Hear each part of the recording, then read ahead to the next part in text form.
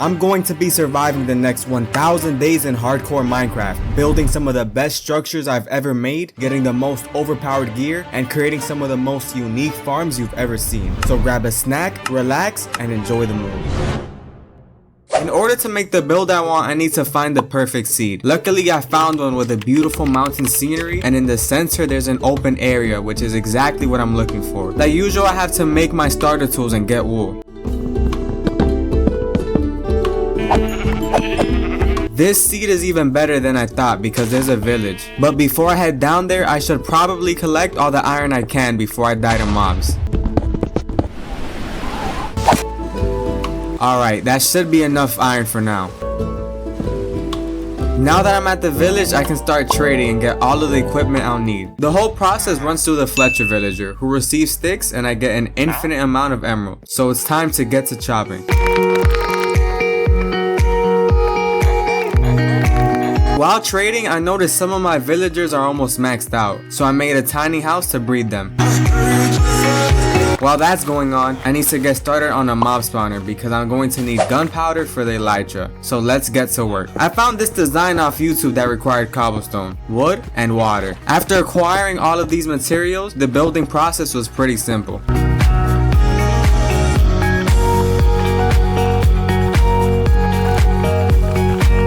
After I got the mob spawner working, I continued upgrading more villagers. I maxed out the Fletcher and also maxed out the armor, meaning I had access to enchanted diamond armor. And after what felt like an eternity,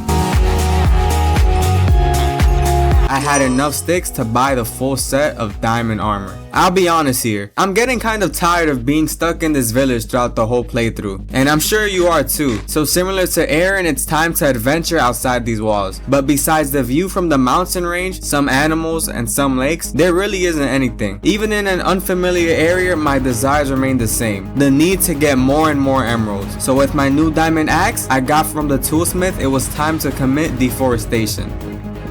It's interesting to think about how simply being in a new environment can make the same task feel different somehow. And after having a surprisingly fun time chopping more trees, I went back home. And with enough sticks from the trip, I had access to all essential diamond tools. And if you haven't noticed, I technically have not gone mining this entire run. So with my new enchanted pickaxe, it was time to go mining. For some reason I can't find obsidian anywhere. This is because when I dig down, all I see is the deep dark, which is the last place I want to be in. So instead I found this lava lake around the mountain, collected obsidian, and went off into the nether. A soul sand valley spawn is kind of unlucky, but I'm sure I'll find the fortress soon. Well, it took a while, but I finally found it. I just have to kill a few blazes. Alright, that should be enough blaze rods. But before I go, I have to farm some endermen as well. And good thing there's a warp forest nearby. Okay, I should probably leave now before I die. Luckily, I made it home in one piece, and with the saddle acquired from the nether fortress, I rode my horse to celebrate successfully exploring the nether. The final task before I go to the end is the creation of a villager trading hall. The idea is pretty simple. Move all of the villagers from the tiny house I made them, assign them to a job post, zombify the villagers, and cure them. All to make the trades as cheap as possible. On paper, this is a great plan. The only problem is moving the villagers into the trading hall. Issues aside, I developed an elaborate minecart system to assign all of the villagers to their post easily. Now with the trading hall complete, I can trade for golden carrots, and with the gold I got from mining, I can make golden apples, which means I'm ready to head off to the end. Luckily, the stronghold isn't that far away from my spawn.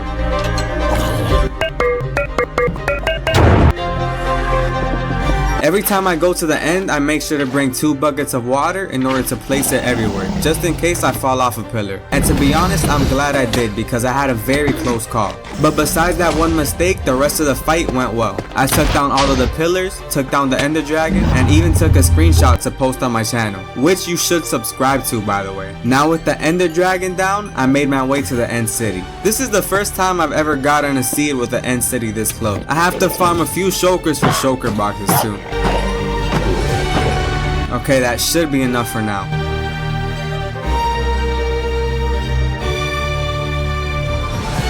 I'm glad I made the fireworks in advance so I don't have to walk all the way back.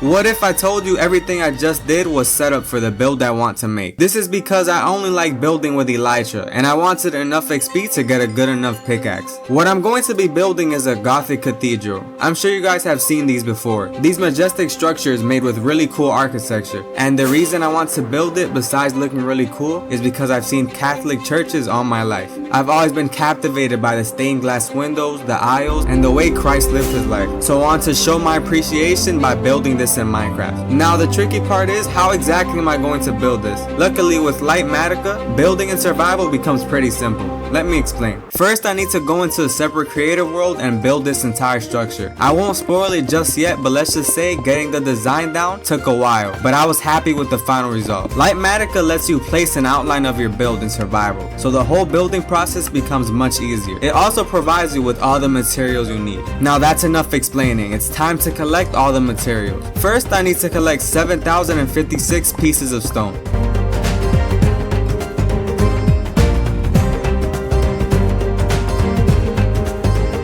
Alright, I have enough stone. Now it's time to collect 6,187 pieces of deep slate.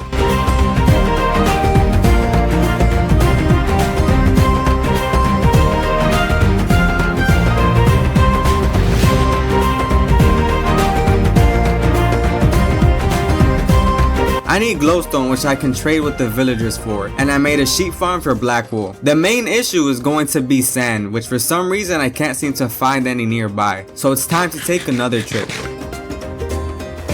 It took some time, but I finally found sand. While I'm out here, I should probably collect flowers I need for stained glass.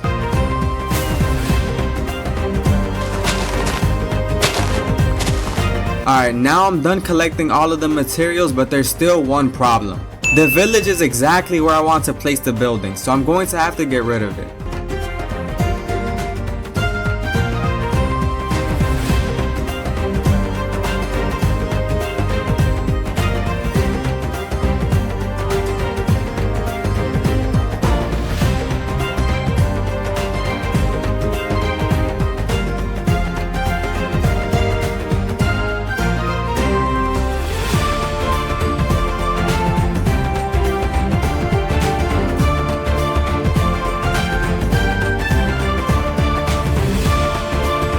Now to make it, I have to flatten the surface as well.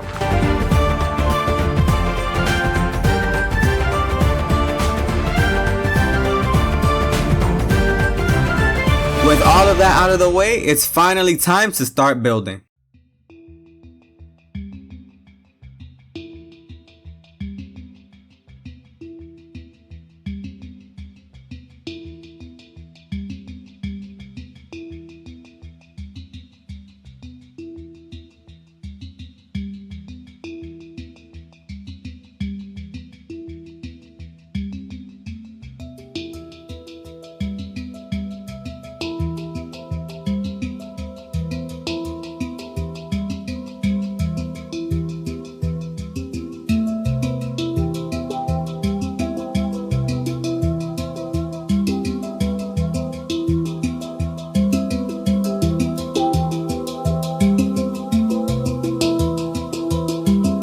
We're about halfway done and it's looking good so far.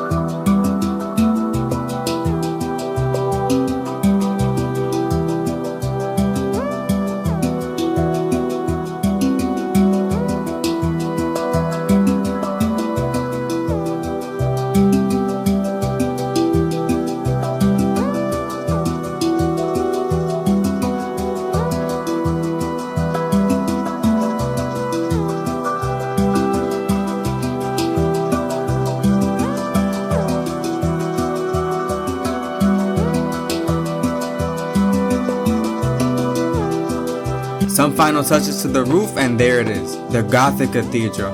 And look, even the pillagers came to see its debut.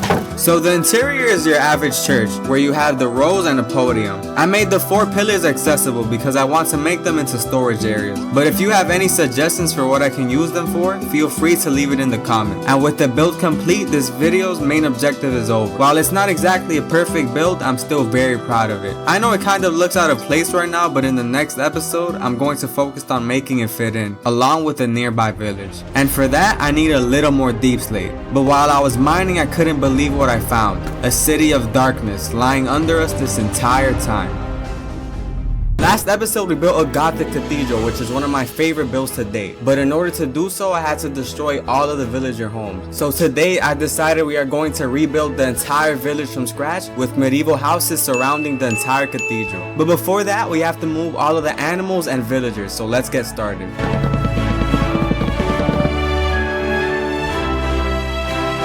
Okay, some of these sheep clearly don't want to stay inside. With the sheep out of the way, it's time to move all of the villagers, except there's a little problem. Villagers are very annoying to move to different locations. Minecarts would take a while and boats would also be a hassle. So instead, I came up with a brilliant idea to keep them underground for now. It's only temporary until the build is over, so let's get to digging. These 2 Fletcher villagers got zombified in the middle of the moving process, so I sadly have to let them go.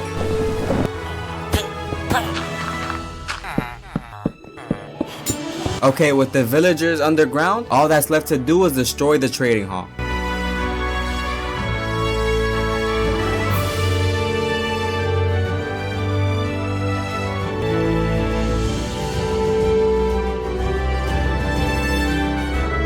Time to do the same with the villager breeding houses.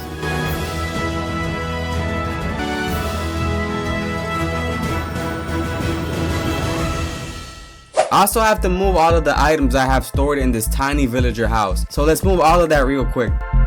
I should also probably take this time to get rid of some items I don't need. All that's left now is to move the horses and donkeys into the pen. Okay, with everything out of the way, I can now shape this area exactly how I want it. Let's begin by tearing down everything remaining from the previous village.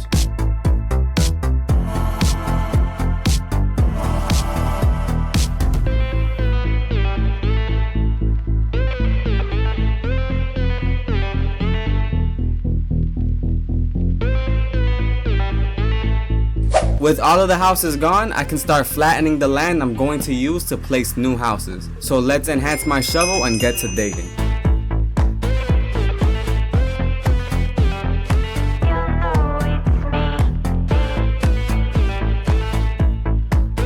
Okay, this is gonna be a lot more digging than I thought.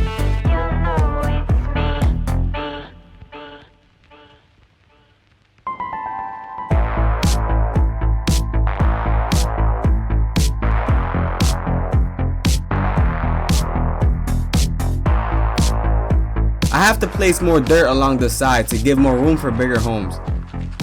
There's also stone left behind, so I have to get rid of it, but it's for the best since I need it for stone bricks anyways. All that's left is to replace the stone with dirt, terraform the edges to make it look more cohesive, and there it is. We are ready to begin the building process. Designing the houses is probably going to be the hardest part. I think I'm gonna go for a more medieval approach to make it match with the cathedral. In order to do so, I went with a roof design I could use on an array of different houses, and I just made sure to make each one look unique. I also made sure to create chimneys and stables for each home, and after a couple of hours in creative, I finally had the house designs complete. With the schematics complete, it was time to collect the resources I needed for the houses. Here's what I need: 5,225 stone, 1,000 pieces of deep slate, 5,320 spruce planks, and 1,538 oak logs. Yeah, that's a lot of spruce, so we should probably get to chopping immediately.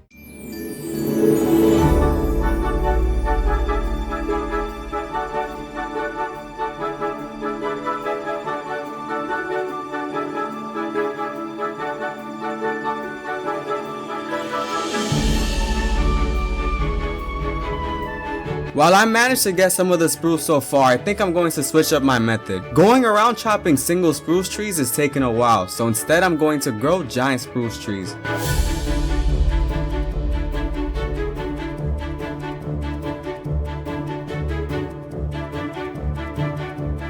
Now it's time to collect oak. Oh look, it's a wolf. I think it wants to be my pet.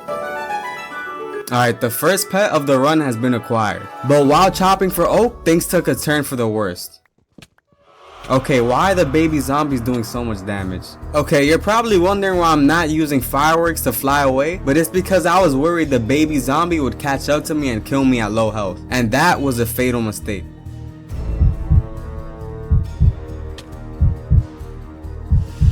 There's no way I survived on half a heart. I managed to see another day thanks to sheer luck, but it came at the cost of the wolf. Well, I'm done collecting oak logs and it's time to collect the last major resources, stone and deep slate.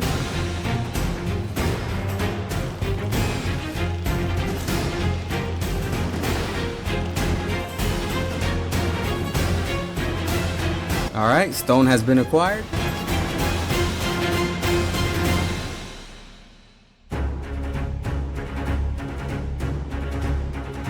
And that should be enough deep slate for now. I had some left over from the cathedral build, so that saves me a ton of time. And now with all of the materials, schematics, and terraform land, we can start the building process.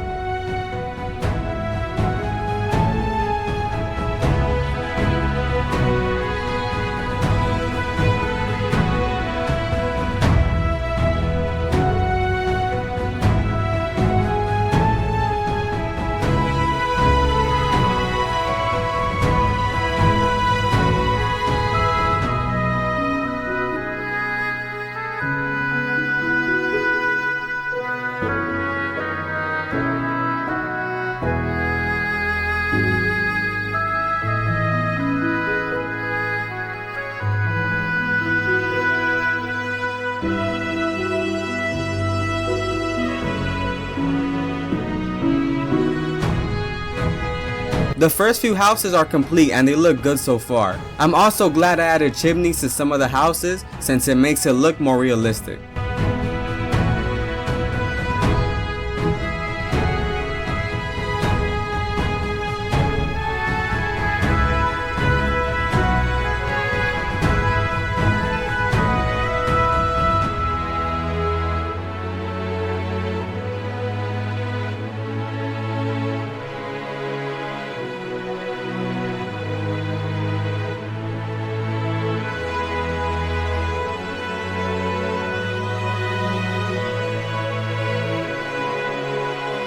And now with all of the houses complete, it's time to add some trees, which I also made custom schematics for. I wanted to have a variety of trees instead of just regular spruce ones, so I made 3 different custom trees ranging from small, medium, and large. Now it's time to place them down.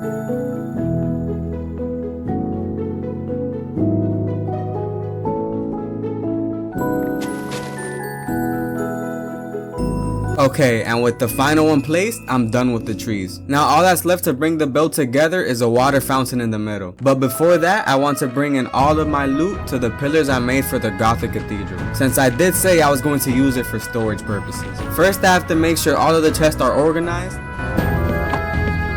And while I'm here, I should also probably take the time to add signs to the cathedral seats, all to make it look more realistic. Okay, now I can get started on the water fountain. In order to make this design I found on YouTube. I need moss stone, which I need vines for. Luckily there's a ton of vines nearby.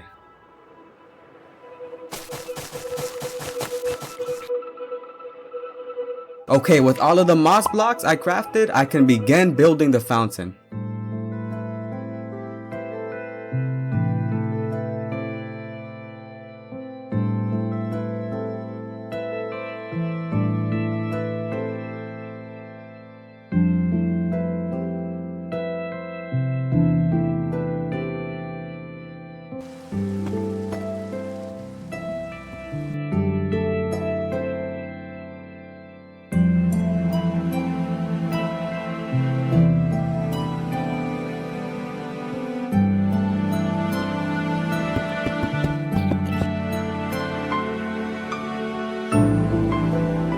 With the water fountain complete, I'll just add bone meal to spice up the greenery, and there we go. The build is finally complete. I decided I'm not going to move the villagers in just yet. First, I'm going to make a new trading hall and decorate the house interiors. But besides that, I hope the villagers can appreciate their new home. Oh, and before I go, I have to pay respect to an old friend.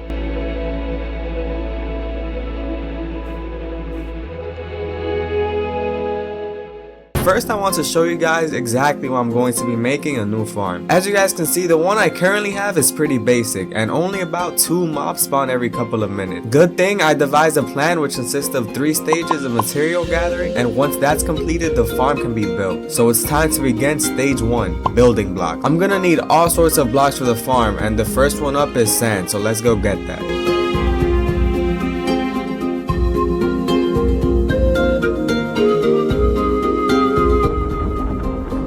There's no deserts near me, so sand is a little scarce. I should probably look for a better spot. I'm also running low on fireworks, so I have to make a boat in the meantime.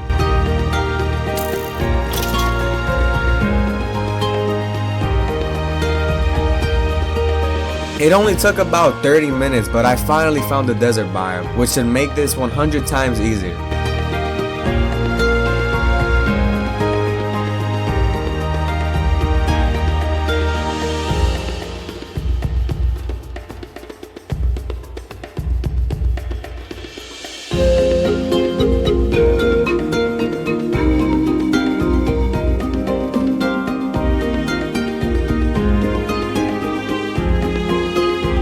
Okay, I should have enough sand for now. It's time to go home.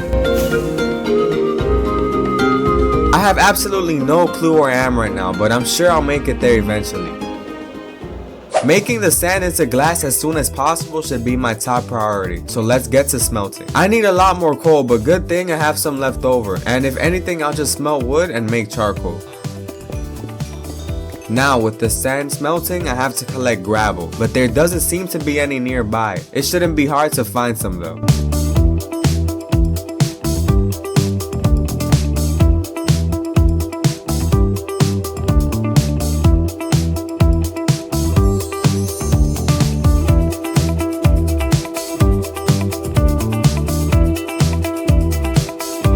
It didn't take as long as I thought it would, and while I'm down here I should probably collect the final block I need, which is deep slate. I've been mining deep slate for 3 episodes straight, but that's on me because I love building with it, so let's get to work.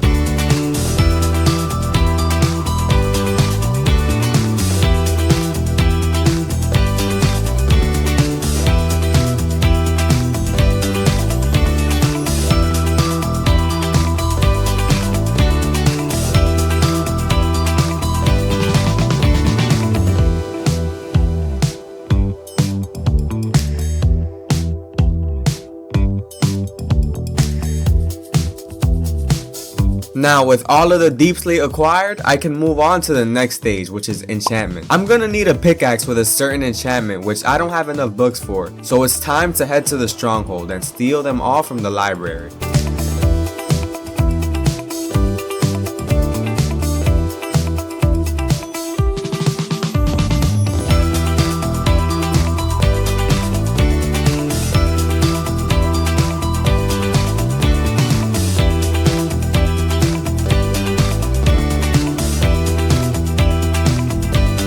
Well, there goes most of the library. All of these books are more than enough for max enchants. The enchant I need on this pickaxe is Fortune, so let's hope we get it.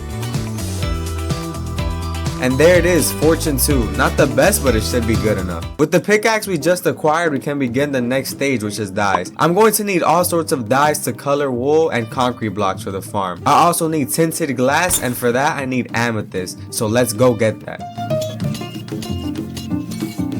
I went to multiple clusters to get amethyst, but it's still not enough. So in the meantime, while I let those clusters grow, I'm gonna go acquire the rest of the dye. Dandelions for yellow dye, bones for white dye, and wait, this enderman is about to kill me, and poppies for red dye. With all of those acquired, there's only one more missing, black dye. The best way of getting black dye currently is by killing a ton of squids, which would usually take forever with a regular sword. So before I take on the whole squid population, I should probably get looting on my sword. I'm gonna enchant one of these books so I could get looting.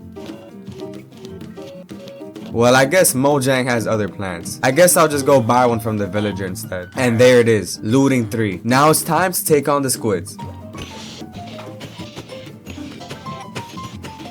Yeah, that was much easier with looting. Now to use the dyes I acquired on the wool, I have to make a separate area for white sheep.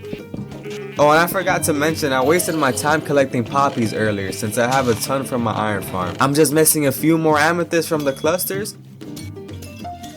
And that should be enough for all of the tinted glass I need. And with the final piece of amethyst acquired, all stages are complete. Except wait, there's one final stage. It's time I finally tell you guys exactly what type of farm I'm going to be making. The idea is to make a functional creeper farm with a very unique exterior. I found this creeper farm off YouTube which produces a load of gunpowder and gives experience at the same time. But while that's cool and all, I wanted to make it appealing to the eye. For a while now, I've been itching to build this stained glass gradient design I saw on my feed a while ago, so I think this is the perfect time to use it. Essentially, the goal is to make the exterior a really cool stained glass gradient with multiple colors, and the inside is going to be a fully functional creeper farm. Now that that's all out of the way, it's time to reveal what the final stage is before I make this. I mentioned I'm making a creeper farm, and what makes it work are these snow golems inside of the farm. But as you know, you need a pumpkin to make one, and sadly I don't have any. So the final stage is acquiring a pumpkin. There's a pillager outpost nearby with scarecrows that contain pumpkins, so I'm going to head over there and take it from them.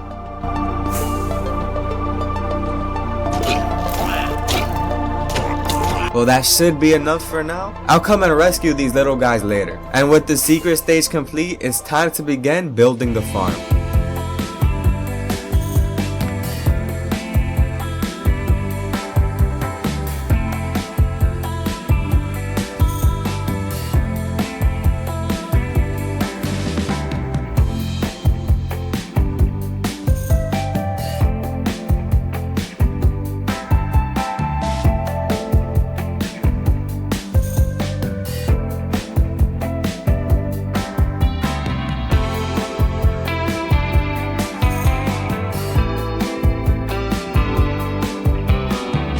Okay, the red and purple layer of the build are complete now. I'm just missing yellow and blue.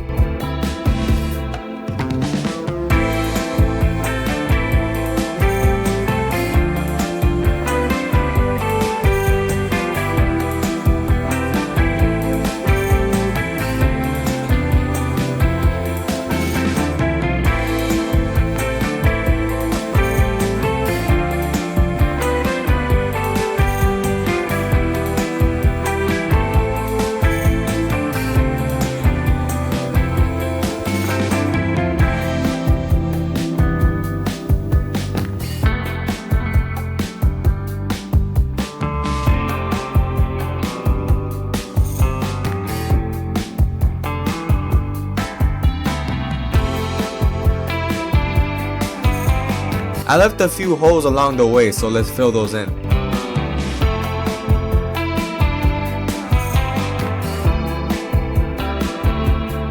And with the exterior complete, it's time to begin the creeper farm.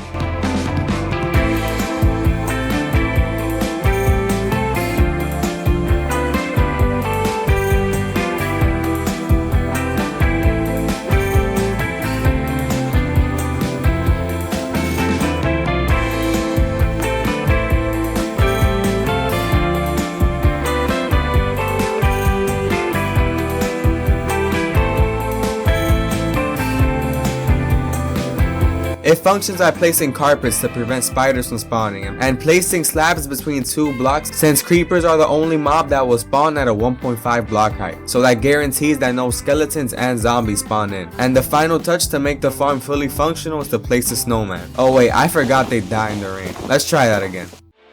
And with the final pumpkin placed, the farm is complete. This creeper farm has 2 functions. One with a looting sword for 3 times the gunpowder drop rate. The other which converts it to an AFK farm when you place a campfire. I know somebody's commenting that this is not the greatest farm, and you're probably right. In terms of the amount of gunpowder you get, it probably isn't the greatest. But at its core, it's a really good farm. I can make all the TNT I want. Rockets are infinite now, so infinite elytra boost. And the XP from the farm repairs the wings. So I'd say it's a pretty good farm. And while you're down there commenting, you might as well subscribe while you're at it. So with this build giving us a major boost in progression, I can focus on making bigger and better projects. And in front of the build, it seems like winter is here, just in time for the holidays. For the last 300 days of our Minecraft hardcore world, I've lived in a Gothic Cathedral. But recently I thought it was about time I had my own house to live in. I had my first bit of snow a few days ago, so I thought in order to commemorate the holiday season, why not make a winter cabin my new base? In order to make the base, I'm going to need a ton of materials, and I usually just gather all of them and sort them into a chest. But the ideal thing to do is to put the loot in shulker boxes. I only have 3 of those, and I've been too lazy to go to the end, but I think it's about time I went, so to the end we go.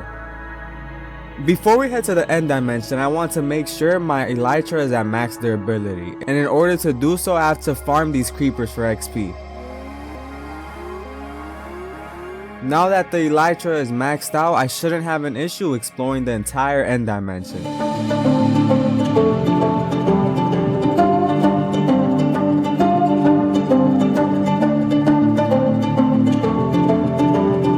So I took care of most of the shulkers at this end city, and there doesn't seem to be any more spawning. There seems to be another one in the distance, and hopefully I get lucky with shulker shell drops.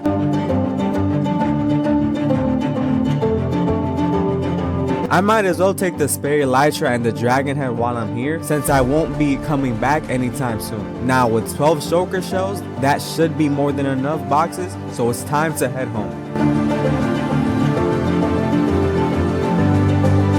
Now that I have enough storage for resources to make the cabin, it's time to plan exactly what the cabin is gonna have inside. First off, it has to be made out of spruce wood, since I think it's the best wood and it fits the winter theme best. I also want it to contain a total of 3 floors, with the first and second having a gap in between them, and placing a tree in the middle. The most important part is to make these pillars around the whole build using materials like stone bricks, cobblestone, and andesite. Of course, I'm gonna leave a few details out or else I'll spoil the final result, but overall the whole build shouldn't be too hard, considering I already have most of the materials. Like I mentioned earlier, I already have a ton of spruce I collected earlier in order to make the village, so all that's left is to collect oak, stone, andesite, and deep slate. I won't be needing too much oak since I have some left over, so let's knock this out real quick.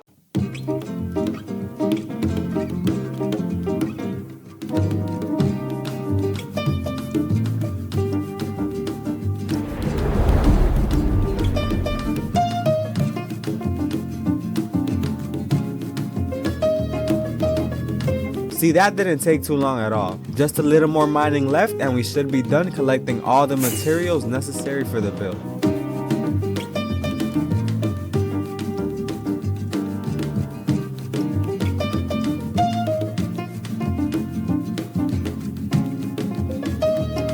With everything collected, all that's left is to do some crafting.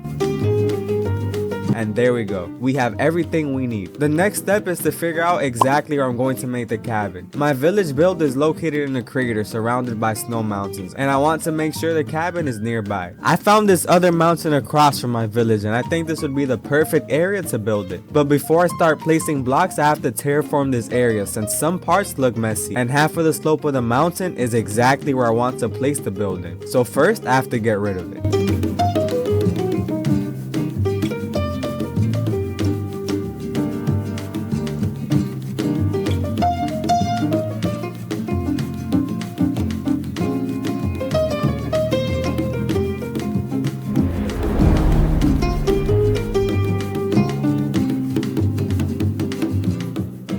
Removing the packed ice and snow isn't hard at all since the blocks are kind of weak, but the stone on the other hand is going to be really hard to break. Another issue are these ghosts that kick you when you least expect it, and it feels like they intentionally get in the way of where you want to break or place the block. I'm going to try to use the goat horn and calm them down a little.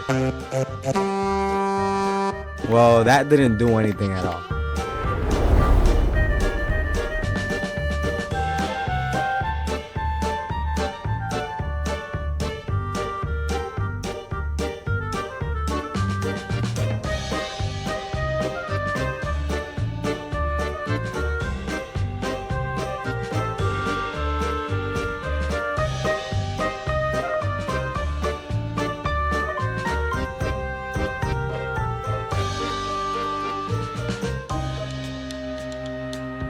Now with all of the blocks out of the way, I can place the schematics, but I still need to do a little more terraforming to make the snow and ice look natural.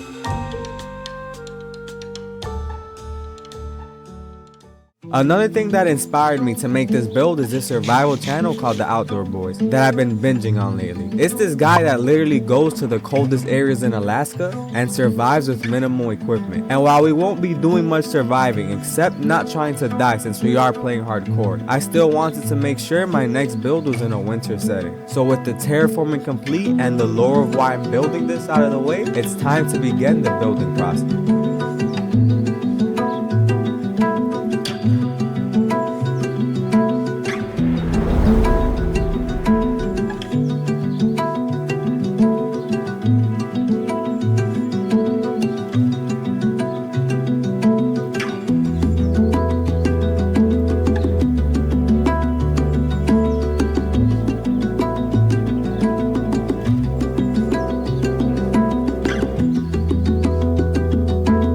As you can see, even with the goats in the way, I've managed to complete the first floor. This is the floor that's going to be containing a fireplace and the chest area at the bottom of the tree. Now it's time to move on to the second and third floor. Oh, and just to let you guys know, while I was recording the build, the replay file corrupted. So I lost around 2 hours of footage of the replay montage and survival. So I decided to build it again in an identical world in creative mode, bringing the grand total of times I built this winter cabin to a total of 3 times. But I won't let the Grinch ruin Christmas, so may the building continue.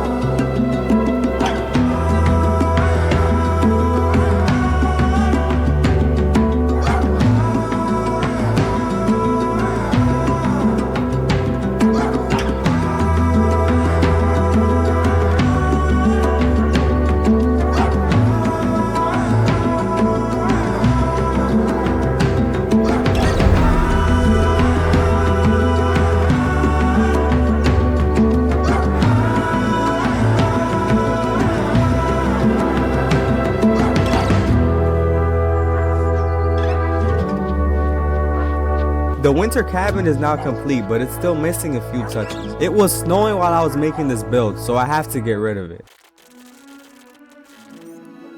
I want this entrance of this house to be along the mountainside, so I think it's best to create a path out of stone since the gray should pair well with the blue and white snow.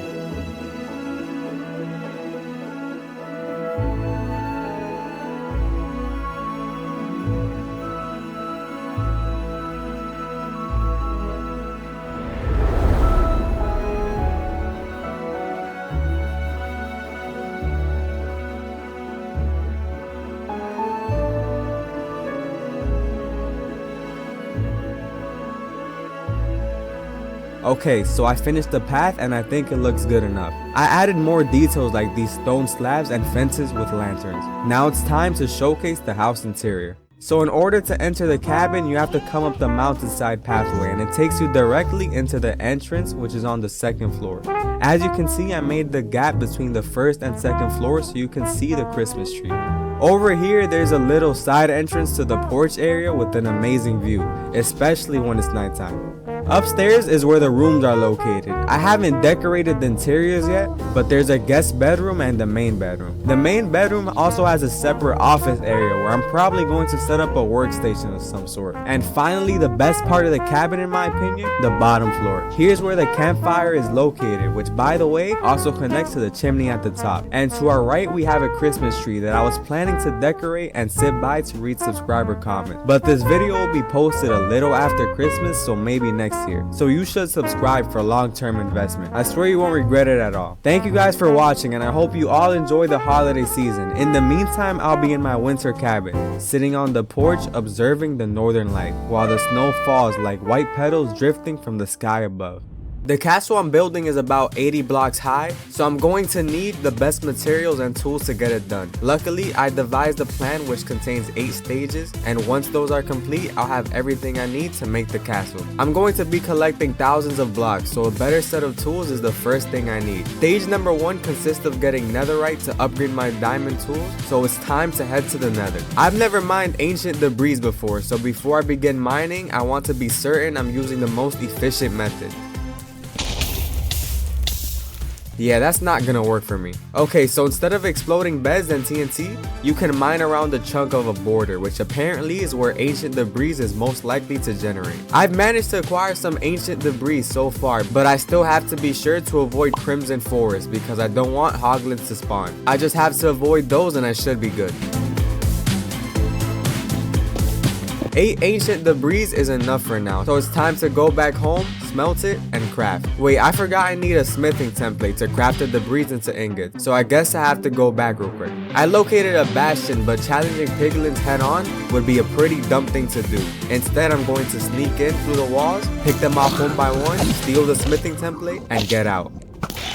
Okay, I got the template now, so it's time to go home. Now all that's left is to duplicate the templates because I don't want to do that again. Craft the ingots, make the pickaxe and shovel, and with our new set of tools, we are one step closer to building the castle. With the tools acquired, we can move on to stage 2, collecting sand. I mentioned in a previous video that the desert is thousands of blocks away, so let's take a trip to the desert biome.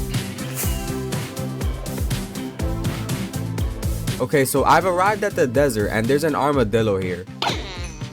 I need 4,316 blocks of sand in order to make all of the concrete I need. So it's time to start digging.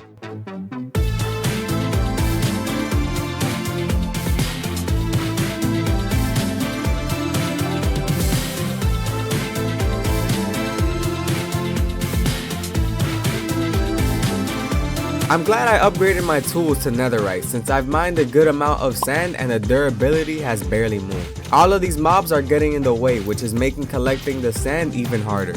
I was going to bring a bed to sleep at night, but wool is pretty scarce right now.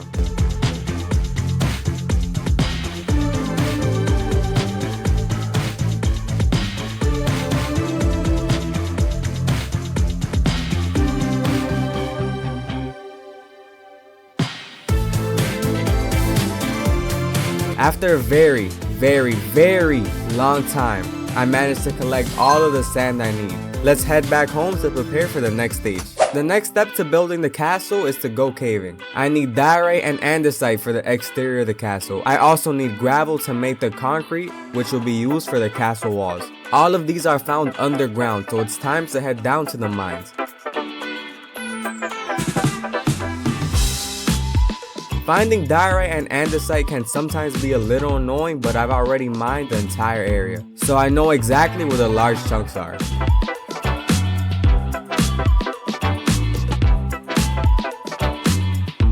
The pickaxe might be even better than the shovel. I've mined over 1,000 blocks and the durability has barely moved. And yes, I am easily impressed. I've never used netherite before, so this is a euphoric moment for me.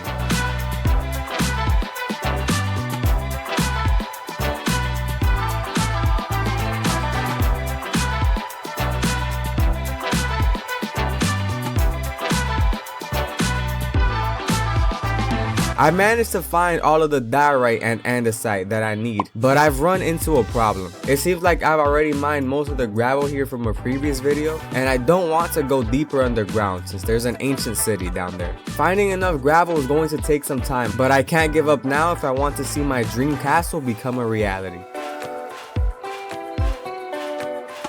After what feels like forever, I finally have all the diorite, andesite, and gravel I need, which means stage 3 is now complete. Yeah, I've been in these caves so long, I think I'm never coming back here. With the mines out of the way, it's time to move on to stage number... Wait, is that a cat? Okay, a cat just walked into my base, and I love cats, so instead we are going to be accomplishing a bonus stage, taming a cat. I don't have any fish right now, so my plan is to trap it here and make a quick fishing trip. I just need to craft a fishing rod, which I'm totally not forgetting how to craft. Hopefully I can get enough fish before the cat despawns. Okay, I have enough fish, hopefully it's enough. And the cat is gone. And the secret stage has failed. The next stage is to get as much white dye as possible. I need tons of it since white concrete is what most of the castle is going to be made out of. The easiest way to get white dye is flowers, but the white flowers near me give gray dye for some reason. So instead of flowers, I'm going to make the dye out of bone meal instead. Right on cue, nighttime is here, so it's time to farm skeletons.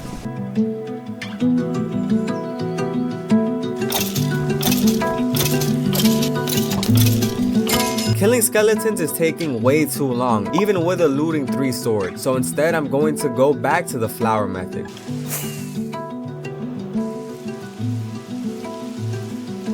I have white daisies and azure bursts, which only give me gray dye, but what I really need is lily of the valley, so let's go find it. I've managed to find a flower forest with tons of lily of the valley, so let's begin the flower picking process.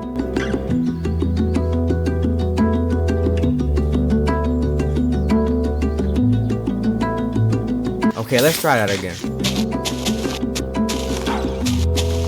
I've managed to collect all of the lily of the valley I need, which should be enough white dye, which means stage 4 is now complete. So after gathering all of the raw materials from previous stages, I've managed to craft all of them into their final component. Concrete powder requires water to become regular concrete. This would usually take a long time since I'd have to place it manually and break it.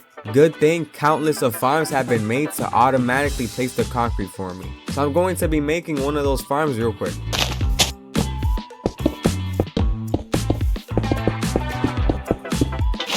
Now with the machine complete, all I have to do is put the concrete powder inside, and every time it dispenses, it should transform into regular concrete. All that's left to do is to sit here for an unreasonable amount of time and hold right click.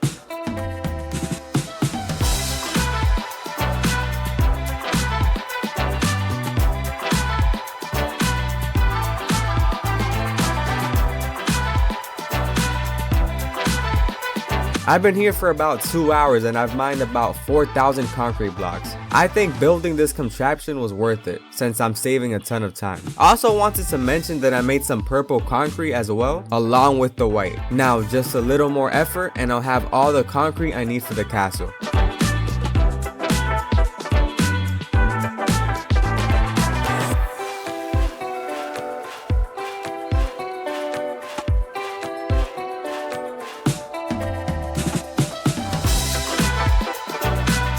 Now with 8,628 concrete blocks collected, we can finally move on to the next stage, which is arguably the most dangerous, and you'll see why in a minute. To complete stage 6, I need a full powered beacon. I haven't beat the wither yet in this world, so I need to collect wither skulls. After a few scary moments and minor mishaps, I've managed to collect all 3 wither skulls. Now, let's go take on the wither. My plan to fight the wither is pretty simple. On Java, you can summon him horizontally under the portal. Summoning him this way makes him suffocate in the pillar, giving you the nether star risk-free. I know it's kinda cheesy, but I'm playing hardcore and I really don't want to die. Now with the explanation out of the way, get ready for the most intense wither fight you've ever seen.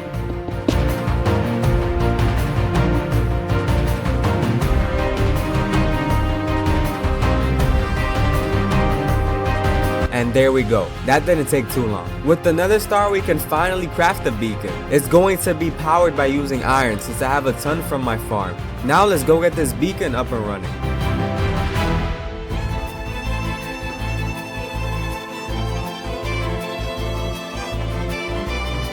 The final touch is to put pink stained glass on it, and there we go. Stage 6 is now complete, which means we only have 2 stages left. This next stage shouldn't be a surprise to those of you with a keen eye. I've been subtly foreshadowing exactly what this stage is going to be about. I was going to bring a bed to sleep at night, but wool is pretty scarce right now. Yes, you guessed it. Stage 7 is going to be farming and shearing sheep. I need a total of 5,372 blocks of wool in order to make the castle. So I think saying we need tons of sheep is an understatement. Luckily, throughout this whole video, I've been secretly growing my sheep farm and making sure we have enough sheep. Now may the shearing procedure begin. Okay, I have bad news. The sheep are escaping and I don't really know how to stop it. I have all of the wool I need, so stage 7 is officially done, meaning we have one stage left to begin constructing the castle. Stage 7 was the last stage that takes place in the overworld, meaning that from this point on, once I enter the portal, there's no turning back.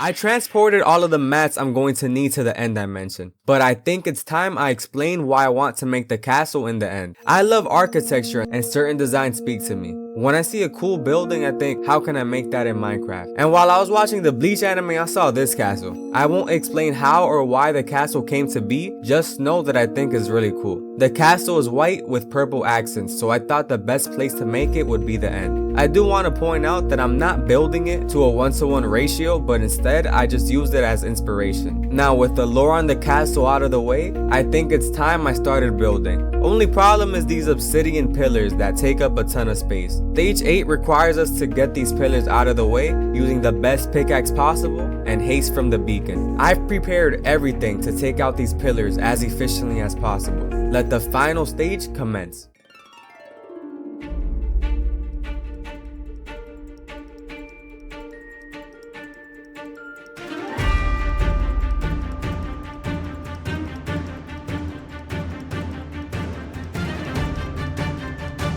Mining obsidian for hours is not for the weak. Subscribe if you want to see more videos of me spending hours of my life chopping, digging, crafting.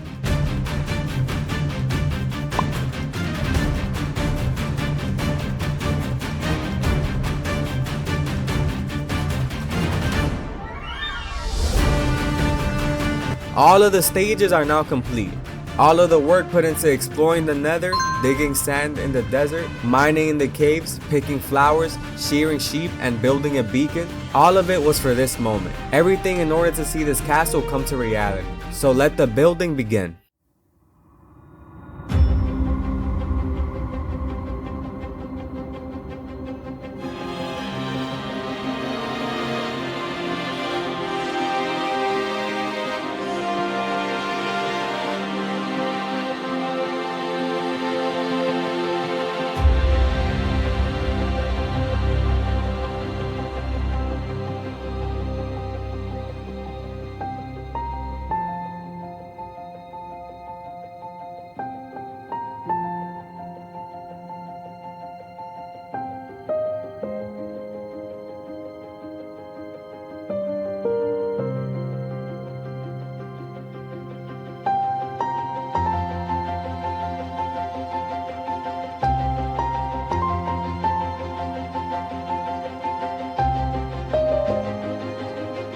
Building in the end is easy and hard at the same time. You don't have to worry about mob spawning since there's no day and night cycle. However, some of the endermen are very strange. They literally stare at you waiting for you to look back and then get offended when you do. It seems to me like they want to start a fight sometimes and they manage to do that. They also do a lot of damage, so I have to be very careful getting one angry. I placed these water pools across the end to deal with them easier. Now let's get back to building.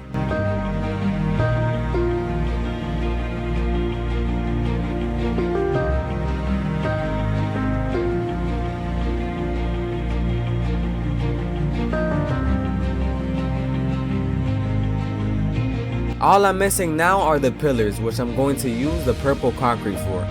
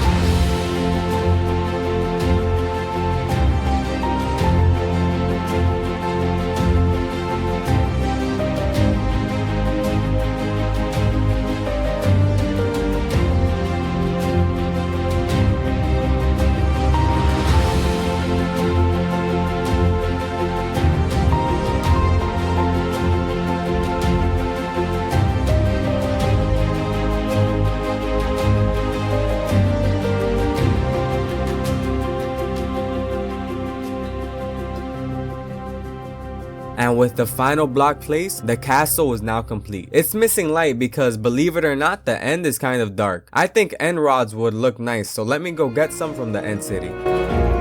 I'm also going to decorate the interior some other time, since that will take a while. As for the outside of the castle, I made sure to use two pillar designs, one closed and another open. The open one is kind of like an archer tower, and the one with purple concrete is your standard medieval fantasy pillar. I wanted the castle to be mostly white concrete since quartz is too expensive, but I thought wool would add more depth to the build and pair well with other blocks. The andesite and diorite were used to create layers for the castle and make it pop out more. Overall, I'm glad I decided to make this castle. Every block mined, every item crafted, and every sheep sheared. It might have been hard at the time, but in the end, it was all worth it. I need 3,156 blocks of wood to make the entire temple, so first thing we need to do is get a better axe. Efficiency 4 and Fortune 3 should be good enough to collect all the wood we need. The first area we are going to collect wood at is the mangrove swamp. I've never been to one, so this should be really interesting. I'm here at the swamp, and having all these frogs jumping around is making me kind of nervous. The way the swamp generates trees is also kind of interesting. Definitely one of the most unique trees in Minecraft.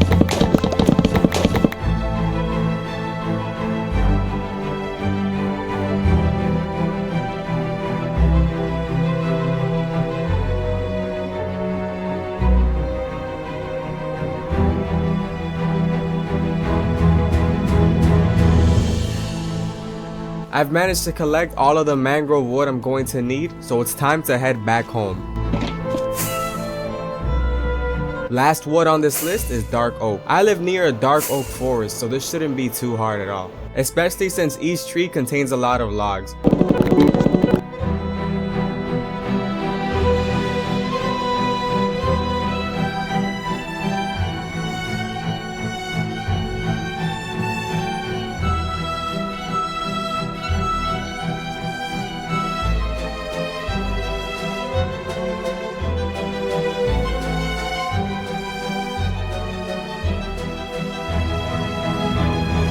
I'm about to finish collecting all the dark oak, only a few stacks left, and I should be done anytime now.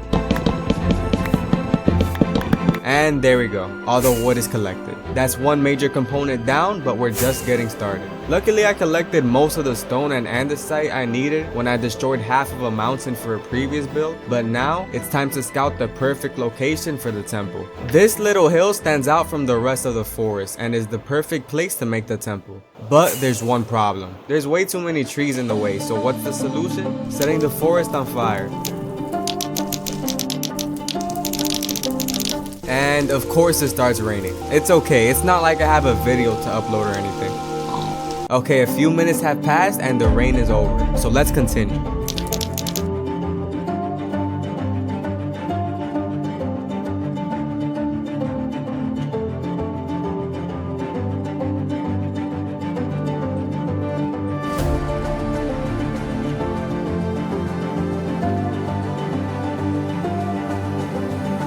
Now with all of the trees gone, I'm going to start terraforming the land. I'm also going to need grass blocks for the build, so I'm going to kill 2 birds with 1 stone. Let the terraforming begin.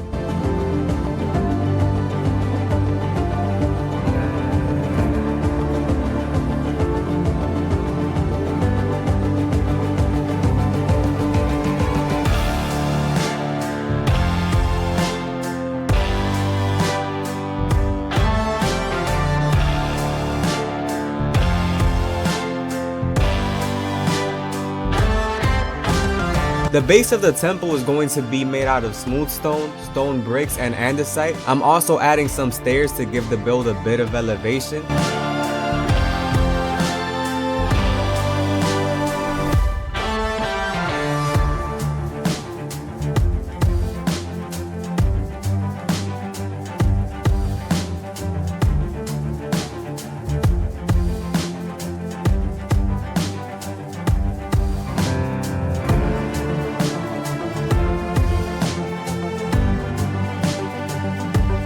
Now it's time to add some greenery. Using a mix of grass and dirt, I want to give this area a rustic, natural feel. I'm also creating these little craters where I'll plant trees later to fill in the space. I think it's starting to come together. With the layout complete, it's time to build the bridge. I'm gonna use the same wood from the temple to make everything look cohesive.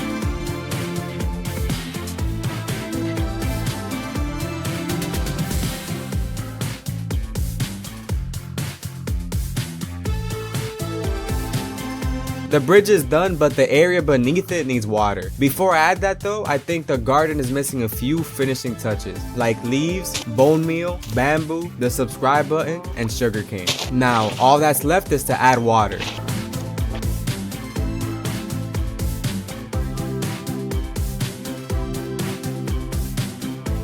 And with the ponds filled, the garden is now complete. But before I start building the tower, I want to share why I'm so passionate about this project. I've always been fascinated by Japanese architecture, the way the buildings blend with nature and create a sense of harmony. But I think my love for these style of buildings actually goes back to my childhood. When I was a kid, I played this game called Pokemon Heart Gold, and there was this incredible structure called the Bell Tower. It was a tall, ancient tower built to honor Ho-Oh, the rainbow Pokemon. The design of the tower has always stuck with me, and I realized it's the perfect inspiration for this build. So I've decided to name this temple the Bell Tower in honor of that memory.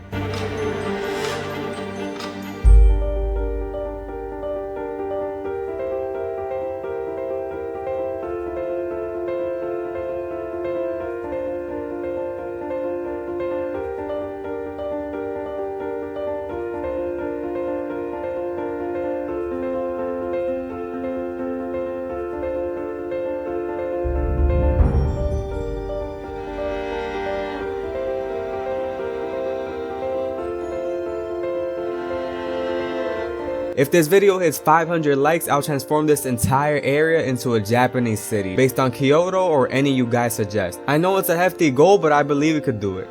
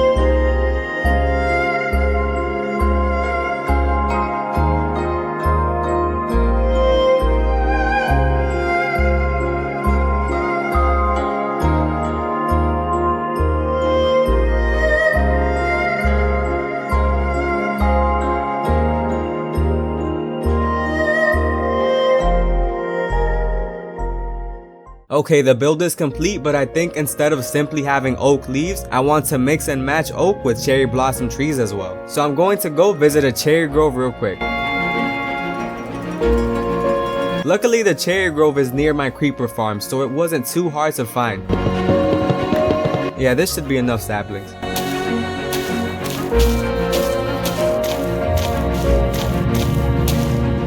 I think the build looks good, but it's missing some flowers.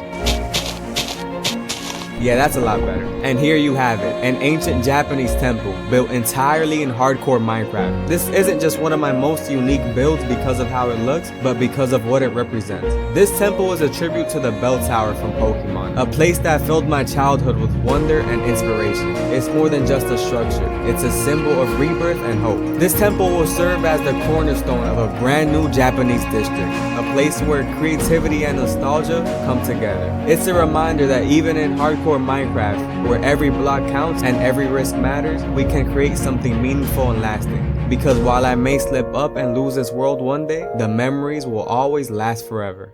40,000 blocks seems like a lot, but I'm going to be making a few farms to make the process a bit easier. One of those farms requires a beacon to maximize its efficiency. The only problem is the beacon is in the end dimension, which I was using to break the end pillars, so I have to go grab that real quick. I should probably do this as fast as possible. I don't want to start problems with any endermen nearby. Okay, time to head back to the overworld and break through the castle, because I still haven't installed any doors. Now that I've retrieved the beacon, I can start making my first farm I need for the project. Since I want to make a huge sky island base, a good majority of the build is actually mainly stone, so I have to figure out how to get a lot of it quickly, since I don't want to be mining forever. So instead, I've decided to make a stone farm, which shouldn't take too long, since it's a pretty simple build. And I already messed up. Okay, now with all of the blocks in place, all that's left is to get the right amount of ticks on the redstone repeater. And there we go. The farm is now complete. Now all that's left is to place the beacon down, apply haste, and now it's time to collect 17,630 pieces of stone.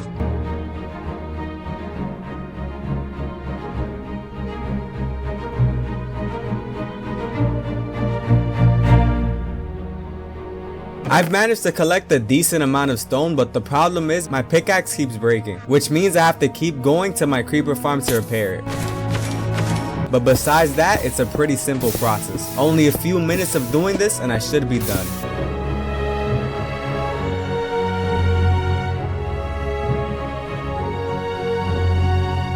Okay, after hours of holding down right click, I finally have enough stone, which means we are one step closer to collecting all the materials necessary for the Sky Island. The next material I need to collect is sand, since I'm going to be making white stained glass. The reason I need white stained glass is so I can build clouds surrounding the island for more detail. So it's time to head to the desert.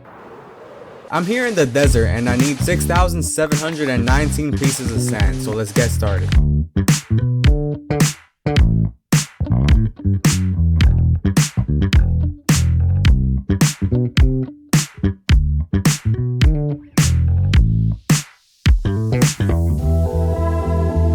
A few mobs aren't letting me dig sand in peace, so let me take care of them real quick. As I'm digging, I learned of a way to make sand collecting much easier, which is duplicating it using the end portal. And apparently you can even use it for all items that fall from gravity, like gravel and concrete powder. So I'm definitely going to look into that next time. Luckily, I'm almost done collecting it the old-fashioned way, so let's get this done.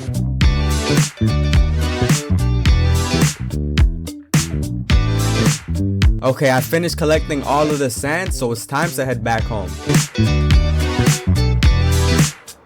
On my way back, I found a village. Let's see if it has anything of use inside. Okay, there's nothing of use in here. And there aren't any mason villagers either, which I need for the build, so I think it's time to head back to base. I've collected all of the sand for stained glass, but I'm still missing most of the white dye. I don't want to spend forever breaking flowers for white dye, so instead, I'm going to make it out of bone meal. Which means the next farm is, you guessed it, a skeleton farm. In the first few days of this world, I found a skeleton spawner near my base in a mine shaft, so let's head down there. Okay, so I've arrived at the spawner area and I noticed it's next to the deep dark. I hope that doesn't cause any problems. I do not want to deal with the warden today. Besides that, I cleared the rest of the mine shaft, so it's time to get started on the spawner.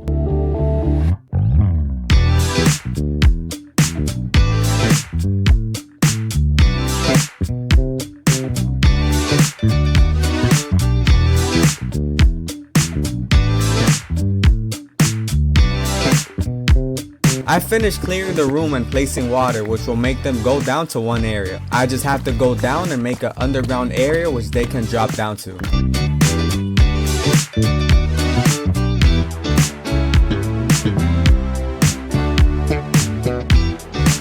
With all that done, all that's left is to place a tiny ladder so I can remove the torches on the spawner. Wait, why is it not letting me go down the ladder? Oh no. No way I'm going to die because a trap door isn't working. Okay, I think I should be good now. Let's make sure that doesn't happen again. Okay, on a good note, the spawner is working as intended, which means we now have an infinite supply of bows, arrows, and bones. The next material which I need to collect is quartz, which I'm going to be using to make the structure on top of the Sky Island. I don't really like building with quartz since visiting the Nether is really risky. I literally built a whole castle with white concrete powder in order to avoid using quartz. However, I really want to use it for this build, so I think I found a way to get quartz without mining. I mentioned earlier that I wanted the Mason villager. This is because they have a chance of selling quartz blocks for emeralds. My current villagers have already been assigned the role, so first I have to breed for a new villager before I can start trading. While that's happening, I'll just craft the stone cutters necessary for the masons, and after not too long, the villagers have finally grown up. Sadly though, none of them have the quartz trade, which sucks, but they do sell bricks, which I'll need for the island. Without the quartz trade, I'll have to get it the old-fashioned way, so it's time to head to the Nether. I already have a tunnel system here at the Nether, so it's time to collect all of the quartz. This method also gives me ancient debris, which is great of course, but I still have to be careful with lava since it's probably the easiest way to die, so I have to keep an eye out for that. I still don't have enough quartz, but I do in fact have enough ancient debris for a full set of netherite armor. So let's head back to base and make that real quick. Before I smelt that though, I want to make an auto smelter, which will make smelting the sand and ancient debris I collected earlier smelt much easier. I've never made one of these, so this should be interesting. Okay, the smelter is now complete. I just placed the fuel into this chest, which takes it directly into the furnace. I do the same thing with whatever I want to smelt, and there we go. We have a fully functioning auto smelter. You can also make these much larger, but this is all I need for now. With the ancient debris smelted, I can begin making the ingots. I just have to apply mending to each piece of armor so I don't have to repair it myself. And there we go. I finally have full netherite armor, which only took about 500 days to get. I just have to repair a few of my tools and we can get right back on track to building the Sky Island. Okay, I have to fix this immediately or else I'll run out of fireworks and experience. Let's try not to die in the explosion. Okay, everything should be good now. I should probably be more careful and not get too close to the creepers. Anyways, creeper hardships aside, with the best armor in the game, I can resume trading for quartz. Okay, so after further research, turns out that ChatGPT lied to me. Villagers actually have the quartz trade at the master level and not journeyman. So this is why you should always check the wiki and not listen to AI. This sucks because I'm not gonna spend all the emeralds I have to get these villagers to master level, so I have no use for these villagers anymore. Which means I'm gonna have to go back to the Nether and finish collecting all of the quartz I need for the Sky Island. Also, collecting quartz should be easier now, since lava won't be a problem.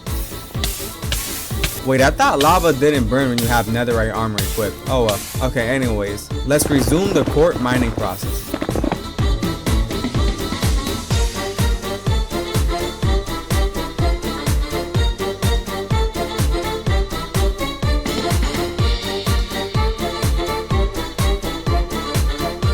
Okay, that should be enough quartz, and I have all of the bricks I need from the mason villagers, so with all of the materials collected, we can begin building the Sky Island. Before I start placing blocks, I want to show you how I designed the island. I hopped in a separate creative world and used the world edit, spear, and cylinder tools to make the shape of the island. I then used the airbrush to make the bottom of the island slope downwards, and I also cleared out the interior of the island since I don't want to have to get all of the stone required for the inside. Which when looking back at it is actually a good thing because now I can build something inside of the island, which will make the whole thing more useful. Oh, and by the way, the island you see here is actually not even half as big as the one I actually made. So let's go back to the hardcore world and start the building process. Now with the build schematic finished, all I have to do is find where to make it. I want to make sure it's near my other builds, since I want it to serve as a sort of hub between all of them. I also want it to be above the clouds but not too high so I can see the land below. This spot over here looks good now to get started. All I have to do is make my way up there. A tiny platform with dirt here should allow me to place all of my loot and a bed so I can build easier. And now, after hours of material gathering, preparation, and planning, it's time to build the Sky Island base.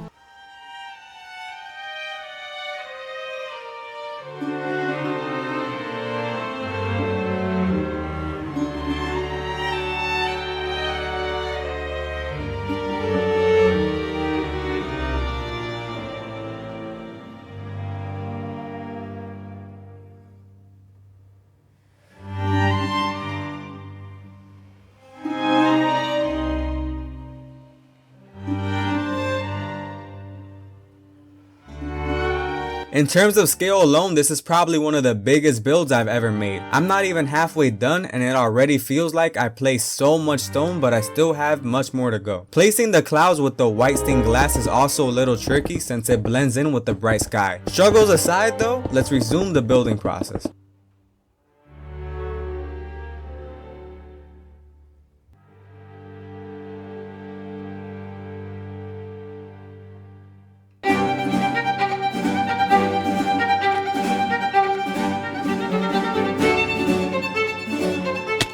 No way I almost died to scaffolding. This is the second time I almost die in one video. I have to be much more careful. Some of you also noticed I don't use totems, and that's because I've decided not to use them. I played Minecraft long before they added them, so I haven't really made it a priority, even though it would probably make surviving much less stressful. Let me know what you guys want. I'm okay with whatever you'd like to see, totems or no totems.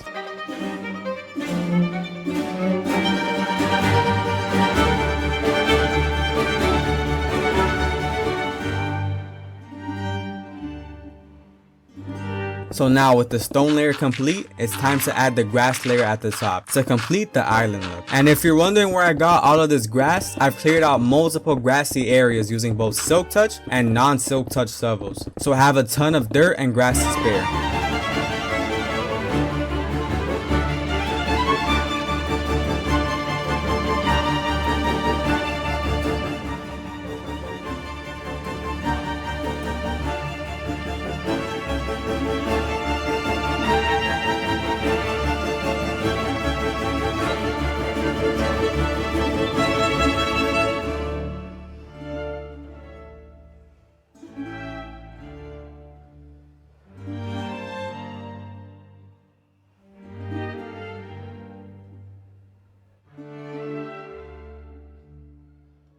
Now with the base layer of the island complete, I can begin making the base on the top.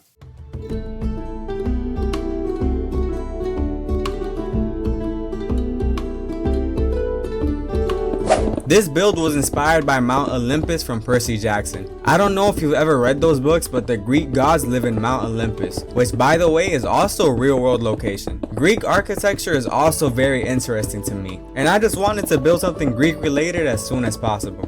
There's a few mobs spawning inside of the building, so let me deal with those real quick. I'm playing very sloppy today. Even with netherite armor, I'm still struggling. Okay, why does this zombie have an iron sword? And with all of the mobs out of the way, let the building resume.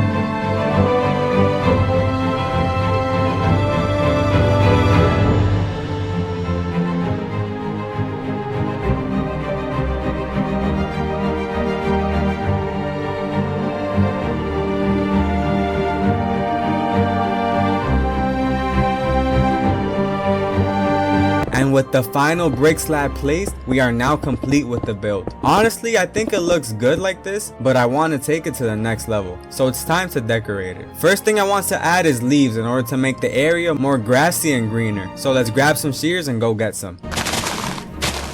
Along with that, I also want the area to have bamboo, so let's plant them for now so they could grow in the meantime. I also want to try something new for decoration this time. I've never used pottery shards before, so I'm going to use this brush for the first time. I have to find a desert temple, so it's time to take a trip. Okay, I see the desert temple in the distance. I have to find suspicious sand, which according to the wiki is located nearby. I can't seem to find any here, so instead I'm going to try my luck at Trial Ruins. I found some near my base, so it's time to uncover some pottery shards. I finally found some suspicious gravel. This is actually pretty fun. Okay, that should be enough pottery shards for the build, so now it's time to head back up to the sky. I got the heartbreak shards, which while not the one I wanted specifically, is going to make do for now. I made some of these facing the wrong way, but it's okay because the side pointing towards the thumbnail looks good. I only need to add a few more finishing touches. I want to add a path which starts from the stairs and connects to each section of the island. I also want to add a pond, so I have to make holes and fill them up with water.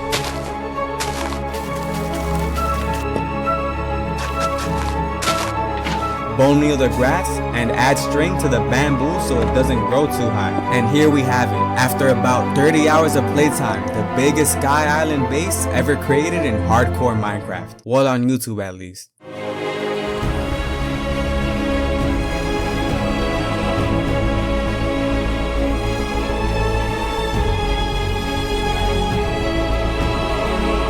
I'm thinking about making the inside a huge nether portal or some sort of item sorting system, but I definitely want to fill it up with something important. So feel free to comment what you'd like to see me turn this giant crater into. I had a blast making this build. I really like how well the quartz pillars blend in with the island. And now, finally overlooking my entire Minecraft world from the clouds, I can relax knowing I made something I've always wanted to make. Something I can forever be proud of.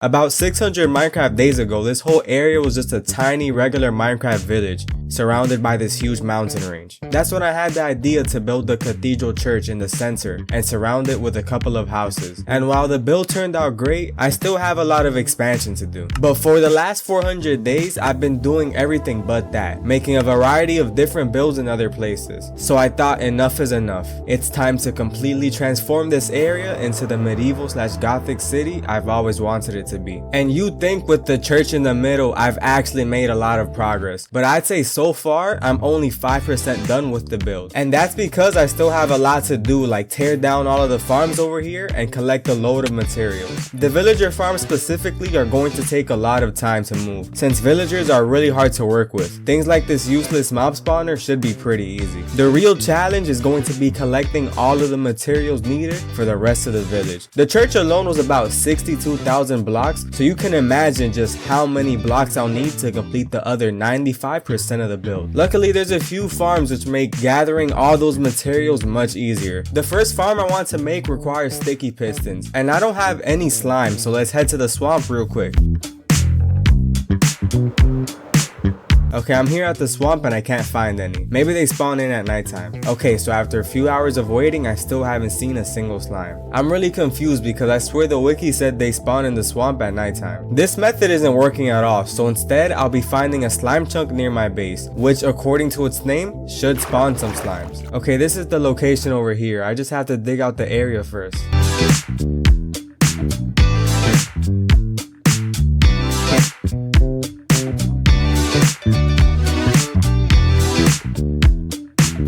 Okay, slimes aren't spawning here either. This is kind of strange. Okay, I'll try one more slime chunk, and if that doesn't work, I'll try a different method. Well, I dug out another slime chunk and I still don't see any. Wait, I just remembered. There were slimes last time I visited the mangrove swamp in a previous episode. Let's take a quick trip over there and see if there's any slimes. Okay, so I'm here and I kid you not, after a few minutes, I've already found a decent amount of slimes. And the frogs helped me kill them, so that's a plus.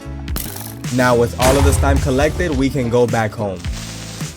Now I just need enough wood to create a whole medieval city. Let's get started. I'm just kidding. If I actually sat here and broke all of that wood, we'd be here forever. So like I promised, I'm going to use the slime we collected to make a farm. And that farm is an automatic tree farm. I've always been scared of making a tree farm because they usually revolve around using TNT to blow up the wood. But I need about 14,000 logs of oak, spruce, and birch. So let's get started. I have to be careful building the schematic since if I mess up the redstone, it won't work at all. So I have to make sure I get it right first try.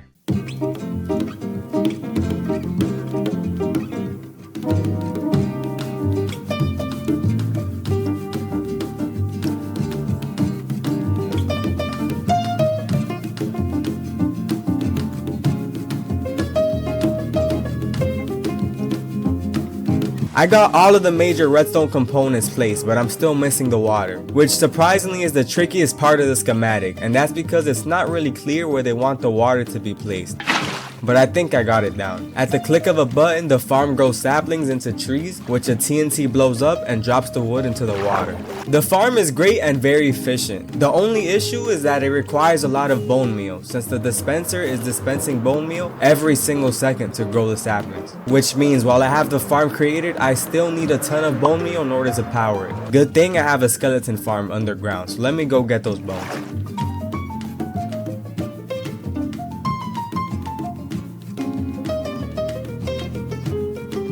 I have some bone meal, but I've ran into a little problem. My skeleton farm doesn't provide enough bone meal to make the tree farm function for a long time. So I guess the next best thing is to make a whole separate bone meal farm. I didn't know a bone meal farm using moss blocks existed, so building this should be pretty cool.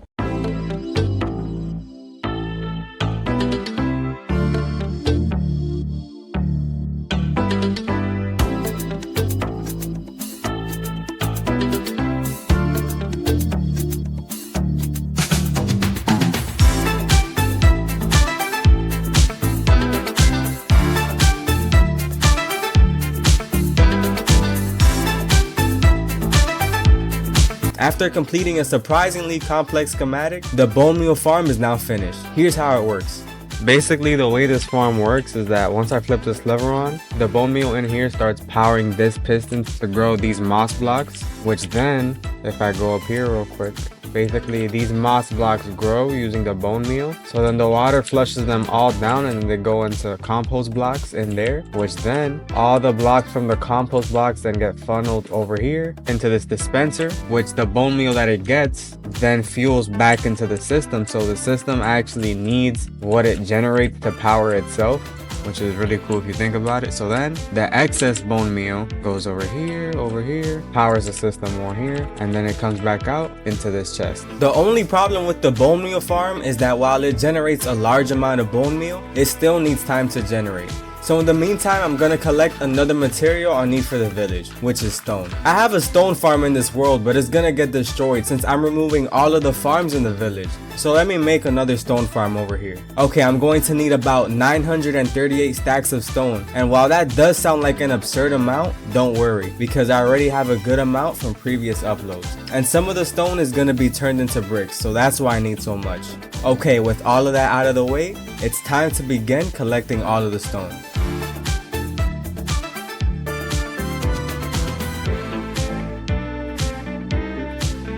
After hours of mining stone, the farm should have produced enough bone meal to power the tree farm. So let's check on that real quick. Okay, there we go. I have all of the bone meal I need, so the farm seems to be working well. With the bone meal farm powering the tree farm, we can now begin the wood collecting process, which is going to require us getting oak, spruce, and birch. The reason I need a variety of wood is because I don't want some of the houses to feel repetitive. But of course, that comes at the cost of having to get so much wood. So I have to get started on this as soon as possible.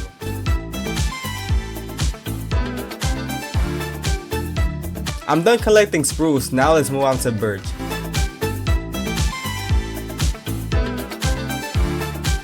And with birch now collected, we can move on to the final wood, which is oak. Okay, I finished collecting all of the wood. At least all of the wood I could get from this farm. I forgot to mention dark oak can't be used for this farm since the trees grow too big. So instead I'll have to go collect that myself. Dark oak is only one of the materials I need, which I can't use a farm to acquire. Another one being deep slate, which sadly takes a long time. So in order to expedite that process, I'm gonna place a beacon down there, which might make my pickaxe fast enough to instant mine deep slate. Turns out even with efficiency 5 and a haste beacon, I still can't instant mine deep slate. I also brought a silk touch and non-silk touch pickaxe, since I need both cobbled and regular deep slate. This is gonna take a very long time, but I'm prepared to spend my entire day collecting deep slate. So let the mining begin.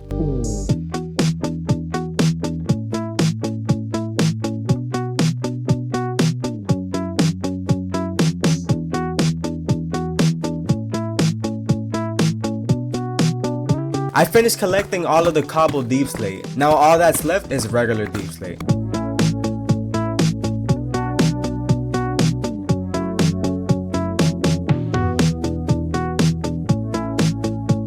I'm finally done collecting all of the deep slate necessary, which means I can move on to something different. Now would be a good time to go back to the mangrove swamp and collect mud, since I need to make mud blocks for one of the landmarks in the city. So let's head back over there. Mining mud is actually fun since the aesthetic of the mangrove swamp is very nice. This biome is slowly growing on me.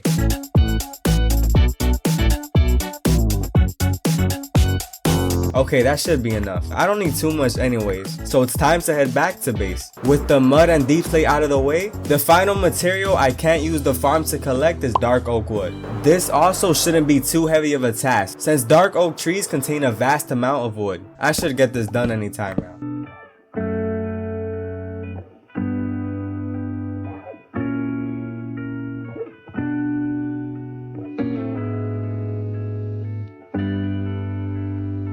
The only problem is the 4 respawning mobs, which interrupt me occasionally, but I'll be okay. I have all of the dark oak I need, and with that I've collected all of the materials. It's also important to note that I collected a lot of materials from previous episodes, because I always make sure to collect the surplus of materials, so I never have to go back and collect more. I'll sort the materials over here next to the farms and put an item frame so I don't get confused. I usually have to open the chest 50 times to find where I put an item. Okay, now with all of the items sorted, we can begin building and shaping the city.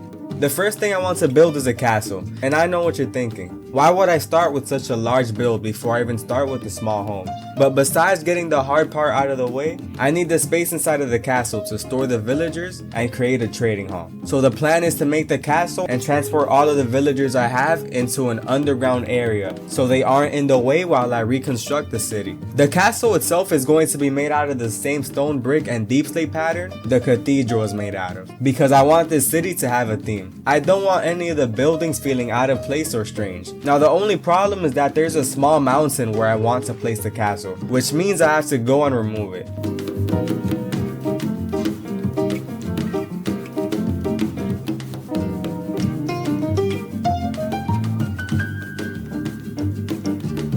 Wait, I forgot I have an infinite supply of gunpowder from my creeper farm. This should be both fun and effective.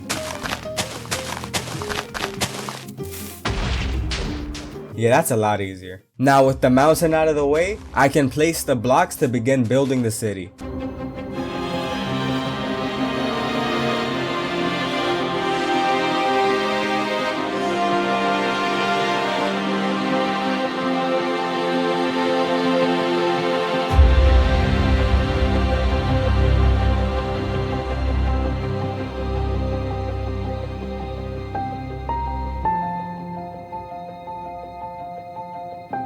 I'm about halfway done with the castle, which is turning out pretty great so far. I wasn't sure if the schematic I built would look nice next to the cathedral, but I think it should do. Another reason why I want the cathedral to look similar to the castle is because I want it to fit into the city lore. While I can't just place a ton of buildings randomly, I want it to all make sense and have a purpose. So I made up a tiny bit of lore for the city, which I'll share with you later. All you really need to know right now is that the church and the castle are the symbols of the city, run by the same people in power. But I'm getting a little ahead of myself right now. Let's get back to building.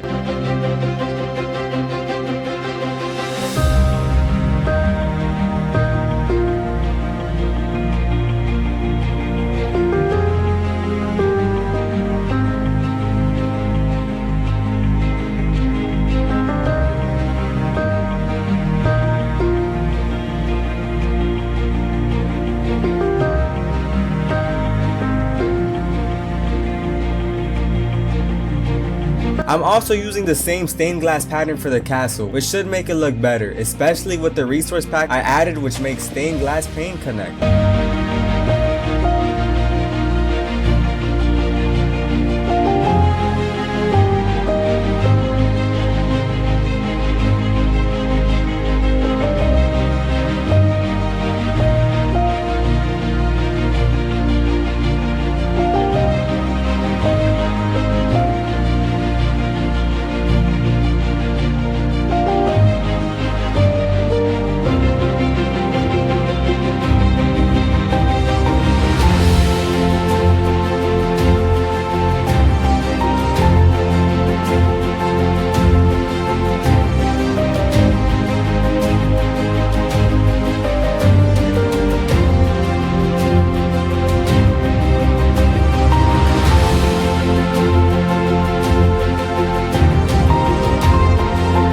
And with the last block placed, I am finally done building the castle. This is probably one of the better castles I've made. It has 3 main areas and an underground area where I might add some farm. I made sure to add the cross from the cathedral to continue the theme I have for the city. Like I mentioned before, I want to move the villagers over here, so let's go get them. First, I have to place rails since they're going to be moved by minecart. It's the easiest method I know for moving villagers. I've connected the railway system, but I have to make a little underground hole in this room so the villagers aren't escaping while I'm transporting them in and out of here. I also put up a sign letting them know to like and subscribe so they don't get bored in here. Now with that done, it's time to start moving them. I complain about villagers every time I'm moving them, but that's because they can be really annoying to work with. Luckily Mojang announced the happy ghast, which should make moving villagers and any other mobs much easier. But in the meantime, we'll have to do this the hard way. Okay, let's start with you over here. And off you go. Wait, where is he? Do villagers despawn now? Okay, wait, it turns out he didn't even make it out. I need to adjust this ramp a little bit. Okay, let's try it again.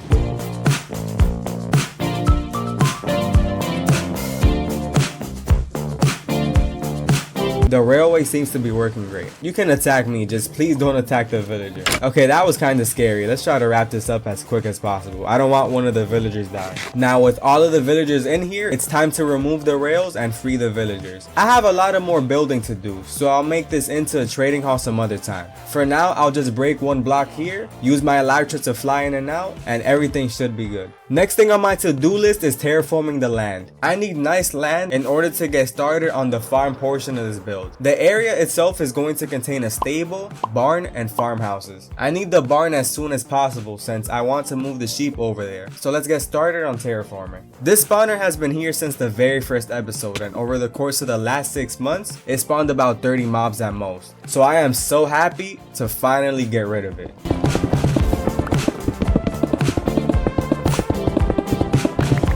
With the spawner removed, my next goal is to make sure that there aren't random hills taller than the blocks surrounding it, and that they are correctly layered over each other. This shovel I have is also great for the job. Okay, with most of the grassy terrain complete, I have to get rid of some of the old structures I built because I want this area to be more dense, which means the trees I placed here have to go.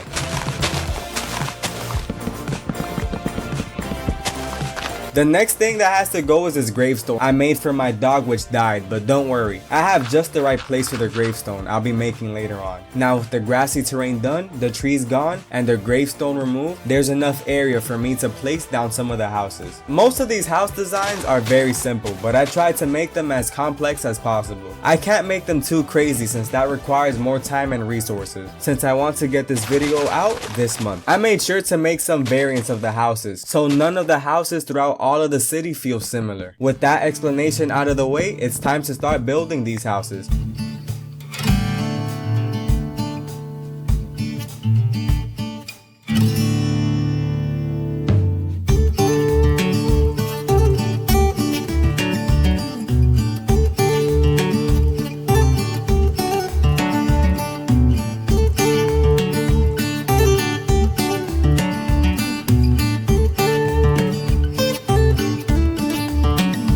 The houses are done and they turned out fine. They look out of place right now, but trust me, once it's all done, it'll come together. Now I can move on to the barn, which is going to be placed right next to the castle.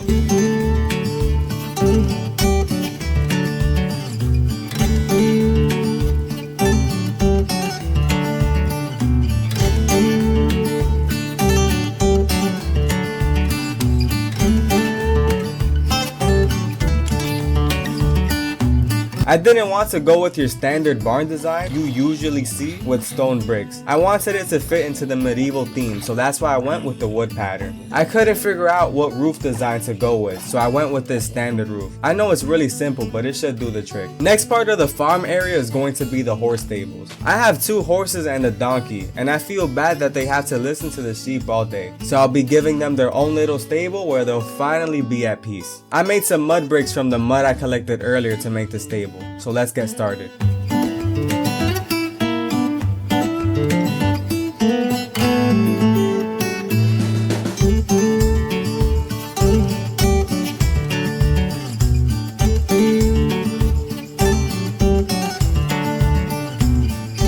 I'm I'm done with the stables, and as you can see, it's pretty small. I took a massive amount of inspiration from this stable design I found, and I really like how the mud bricks look. I'll try to use mud bricks in my builds more often.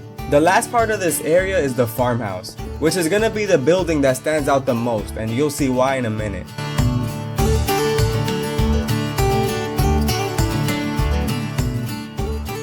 As you can see, I used birch, diorite, and green clay to make the farmhouse. I took inspiration from the farmhouse in The Walking Dead. I really like how the house looks, and I couldn't wait to replicate it in Minecraft. It also has a lot of meaning to me, so that's where one of my favorite characters meets their conclusion. I know it doesn't really fit in too well with all of the builds I've made so far, but I wanted at least one build to stand out and not feel too identical to the other one. And remember, I can always adjust the builds after I'm done, so feel free to comment what changes you'd like to see or anything else you'd like to see me build. Oh wait, I forgot to add the horse pens in front of the stables. Let me make those real quick. And there we go. The farm area is now complete. With the farm builds done, the next step is to create a path along all of the structures. You might think a path is pretty simple, but a bad path can make this whole build go from decent to outright terrible. So I actually have to lock in for this path. I started this path over here using a shovel, but I don't like how unnatural it looks, so I'm planning on making the path curve and extending it randomly to make it feel more natural. I also plan on adding some greenery along the path, but that's only once I made the path throughout the whole city. So now let's get started. I think it looks a little too small along this side. Let me try to make it wider. I think this length is good enough. Now to connect it to the castle.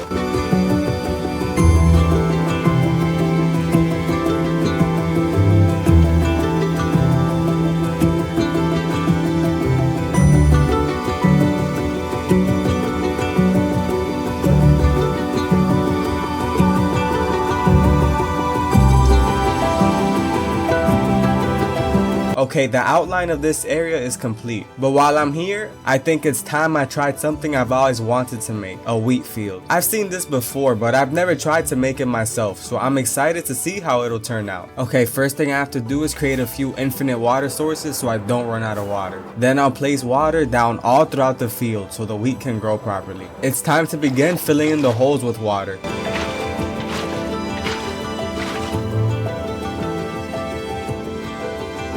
I'm almost done with filling in the holes, but turns out Minecraft water can grow in a 9x9 radius for crops, which means I actually went a bit overboard with the water, but that's fine. I'd rather be safe than sorry. Now it's time to use the dirt and start tilling every block in the farm, which should take a very long time.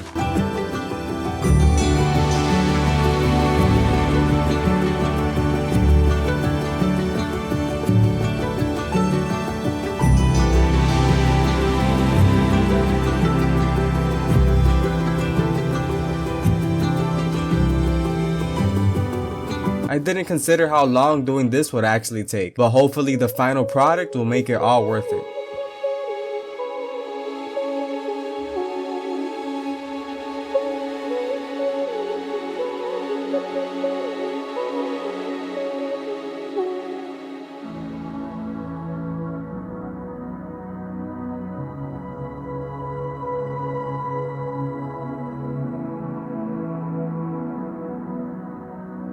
Okay, I finished tilling the dirt now. The final step is to place the seeds. The only problem is I don't have a lot of seeds, but maybe I can make it work. Okay, I have less seeds than I actually thought, so I'm gonna let these grow and collect the wheat later on for more seeds. I need the wheat for hay blocks later, so this is actually perfect. In the meantime, while the seeds grow, I'll take this opportunity to work on something else. There's a lot of terraforming to be done, and the big part of that is the land behind the cathedral church. As you can see, when I built this, I left the back in really bad shape and never fixed it, which means I have a lot of work on my hands. I want to make the church layer slowly go down and connect with the bottom layer. Then once that's done, I'll connect the whole area via a dirt path. So let's get started on terraforming the area.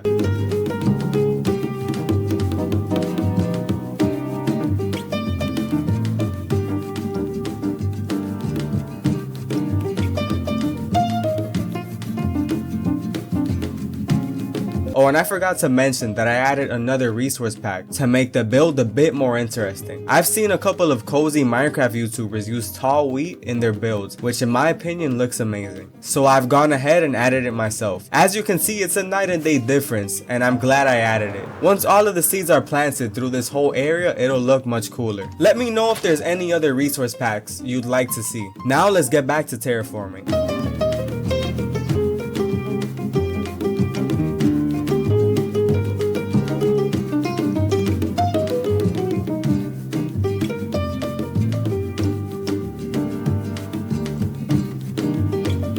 Okay, I'm done terraforming and the cathedral platform is now blended in with the rest of the surrounding area. I like how it looks as if it's descending downwards, since walking towards the church would be ascending upwards. It's a subtle detail I noticed and I just wanted to share it with you guys. The next build is going to be the armory next to the castle. It's a pretty simple build which in the future is going to contain all of my best armor and weapons like maces and tridents. It's a pretty small build, so let's knock it out real quick.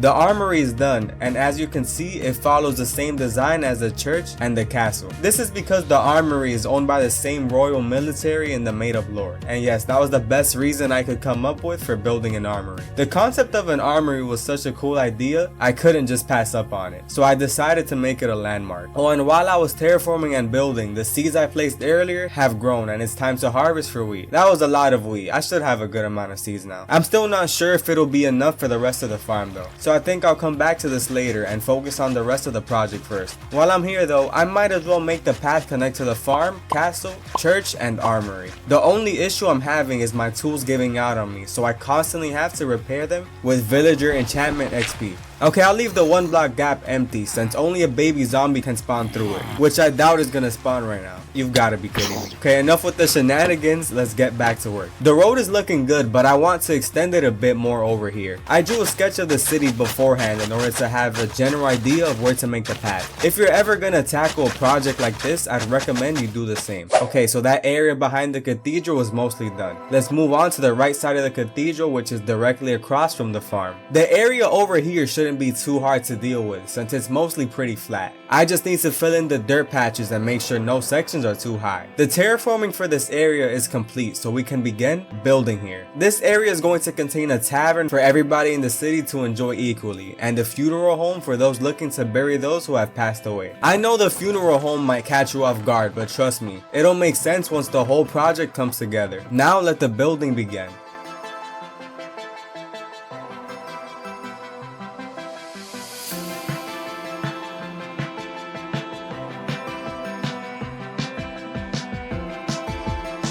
The tavern is the biggest wooden area of the whole project, so I'm glad I got it out of the way. Now let's move on to the funeral home.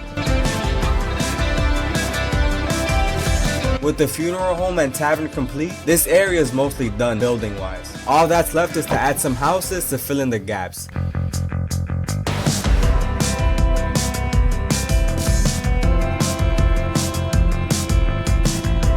That was a lot of digging, placing, and destroying blocks. It's time to head back to the trading hall and repair my materials. Oh, and I do know it's not a trading hall yet, but it will be in the future. I just have to make sure I don't forget. With my newly repaired shovel, I think it's about time I redo the path in front of the cathedral. I mentioned earlier how this path is bad because it doesn't curve and go straight, so it's about time we fix that. So first things first is to remove all of the dirt, and with the dirt removed, all that's left is to place it back. Yeah, it's a pretty simple yet tedious process. I like how the path came out in this area, though I wish there was more of a gap from the church and the houses surrounding it. But I wasn't keeping that in mind when building the church. Anyways, with half of the city being completely terraformed, now I need to move the animals from the other side to this one. First, I'm gonna move the horses. Okay, I'm done moving the horses into the stables. Next is the donkey. Maybe it's just me, but why is this donkey kinda faster than the horses? Now with the farm prepared, I'm gonna take the black wool sheep first, since there's not a lot of them. I just realized I can't take all of the white sheep since, as you can see, the last time I moved a lot of sheep at once, they escaped. So I think I'm just gonna have to get rid of most of them and breed them again once I'm inside the barn. So it's time to thin out the herd.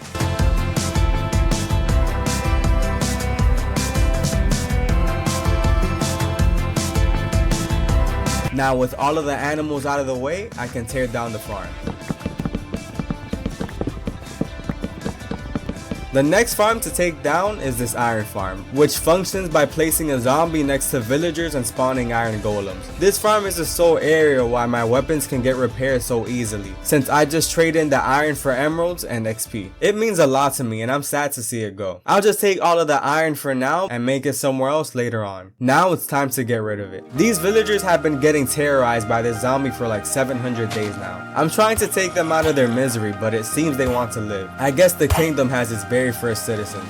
This area also isn't too bad to work with. It'll just take a pretty long time. I also want to add some elevation to this area over here so it can have some sort of vantage point. With the iron I just got, let me repair my tools one more time. Next, I have to get rid of this nether portal and this automatic furnace, which sucks because it wasn't easy to make. I'll probably make another version in the castle though. I'm gonna break the beacon for now, but I'll place it somewhere else later on. I just have to figure out where. The last farm I have to get rid of is this stone farm, so let's finish this up real quick. Okay, and there we go. I removed the beacon and done some of the terraforming, but I want to change tasks for a second. Earlier I mentioned that the funeral home actually served a purpose, and that's because I'm planning on making a cemetery behind it. I want to make a graveyard area over here. I don't want to make it too big, but it should take up all of the space around here. Okay, so over here, I put some chests with stone bricks, stone, and iron bars. It's what I'm going to use to outline the graveyard area. So let's get to work. What I want to do here is create like kind of like a gate. The gate is going to be surrounding this entire area.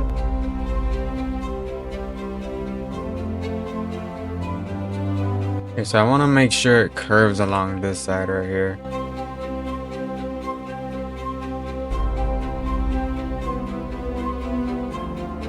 So what I'm probably gonna do is take a pillar from the castle.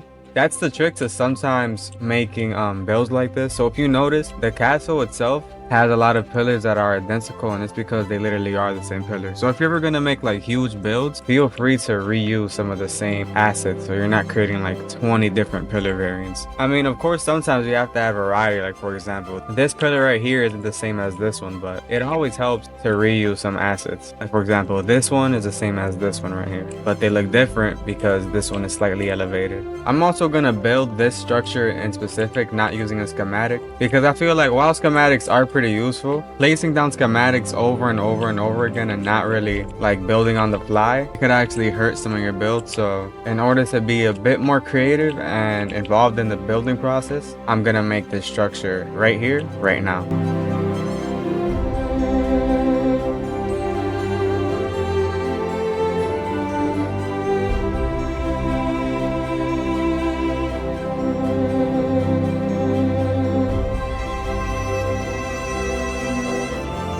I think it looks okay. Now I'm gonna add a road along the entire graveyard. Okay, so I think the mobs took the cemetery bit a bit too personal.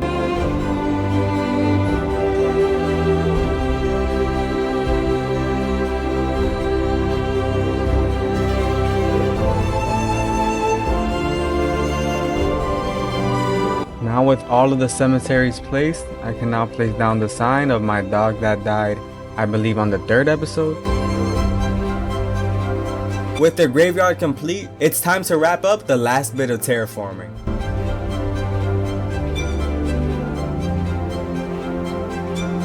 This is like the 5th pillager raid I've dealt with while building, by the way. I wonder why they're coming in more frequently.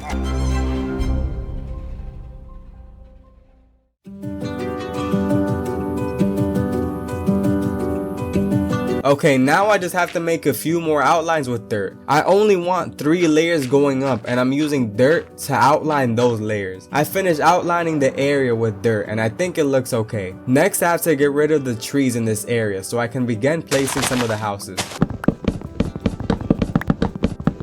The lore behind this area is that the people who live here are of different social classes. Like most medieval cities, there's a major wealth gap, and those who are wealthy or have noble lineage live near the cathedral church, while everyone else who lives in this area or near the farm are considered commoners. The houses in this area are going to be made out of a variety of wood like birch. I'm also trying some new roof designs I've never tried before, like having both cobbled and deep slate stairs. So I'm really curious how it'll turn out. Now let the building begin.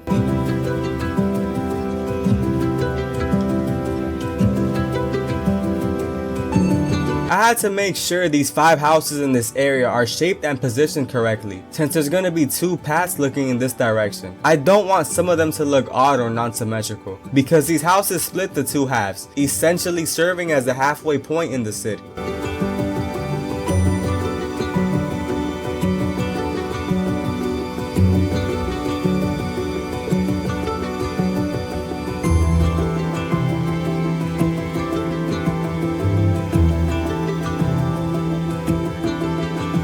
The 5 houses turned out great, and honestly the house over here is kind of off, but I think I actually like it. Since the path is curving right, it'll actually look better with a tiny gap to highlight the curve, and give the road a little more space to not feel too cluttered and suffocating. I mentioned earlier I was looking for a place to put the beacon, and I think I'm gonna put it over this mountain. It's a perfect place to put it, since it won't be in the way and it'll still provide me with the effects. So let's go place it.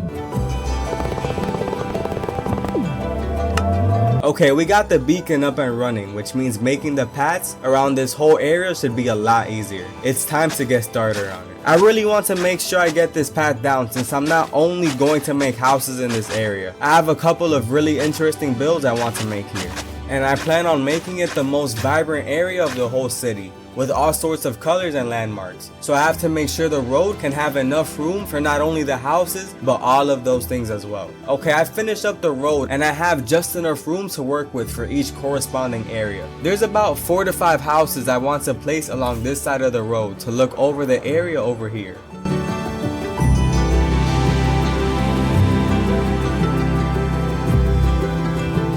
First 2 houses complete, now let's finish off the rest.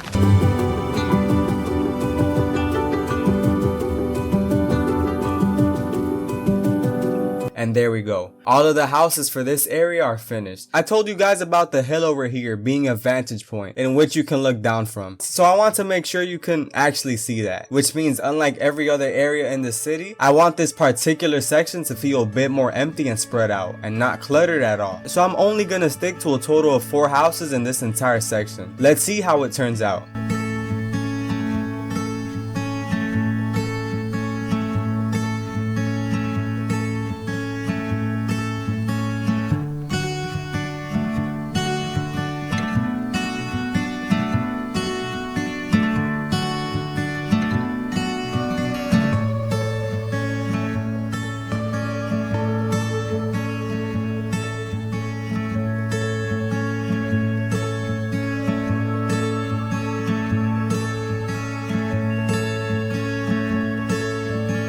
The houses actually turned out really nice. I think I spread them out well enough because it doesn't distract from the hill in the back. And the reason I want the hill to be visible is because I'm gonna be building a tower over there. But not only that one, but another one diagonal from it. I know I said this area would be more simplistic because it's where the commoners live, but I thought it would be nice to have structures that match the overall theme of the city as well. The towers are gonna be made out of the same stone and deep slate brick pattern the castle and church are made out of, along with stained glass. I wanted them to stand out, but I happened to make them way too big, so it's gonna take a while to build.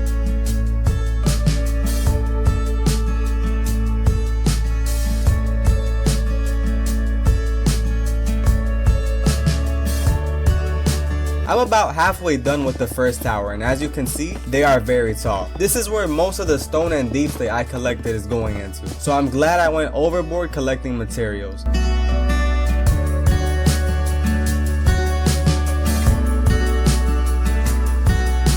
Okay, tower 1 is complete, now let's move on to tower 2, which is going to be placed on top of the hill over there.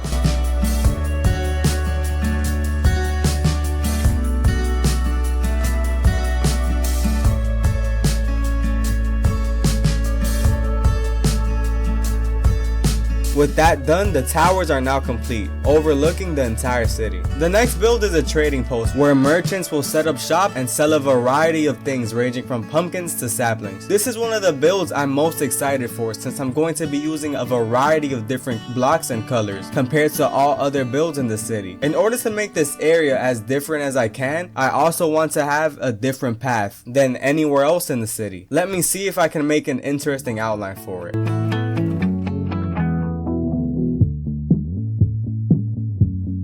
Okay, the outline looks good. Now I think I want to use coarse dirt and gravel for the path. I've made a path similar to this before, and I remember it looking nice. And there we go. I'm glad I didn't make every single area a schematic and left some areas like this and the graveyard where I have to be more creative and think on the spot. Next thing I have to make are these tents, which the merchants are gonna use to sell their items. I can't seem to get a design down. This is actually one of the cons of building organically compared to having a schematic. Sometimes it's harder to get the right design of a build in survival. This design doesn't look too bad though. I think I'll go with it. Now I'll just have to use different wool colors and replicate it along the entire area. I'll be using red, blue, yellow, green, and orange wool for all of the tents. I know it's a lot of color compared to my other builds, but like I said earlier, I really want this part to feel different and special. So let's see how it turns out.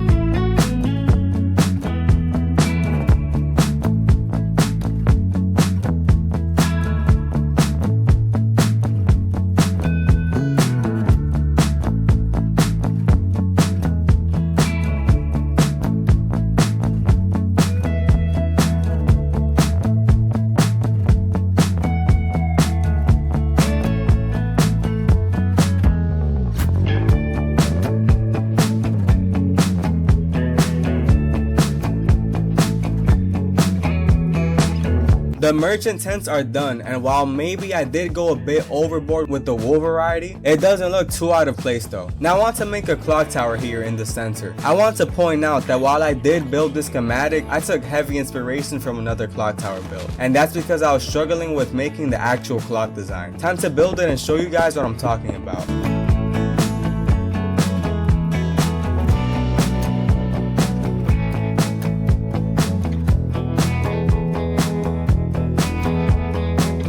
As you can see, the clock tower looks nice, but that design in the middle was a struggle for me to make. I also added the cross from all of my other builds on the top to keep up with the theme of the city. Now there's a few ways I want to decorate the trading post. One of them was to use banners and put them all around the merchant stalls. I only have a few of them, so I can't place too many. Next is to decorate the inside of the stalls and the surrounding area. I'm going to be using pots with spruce and cherry saplings on the stalls.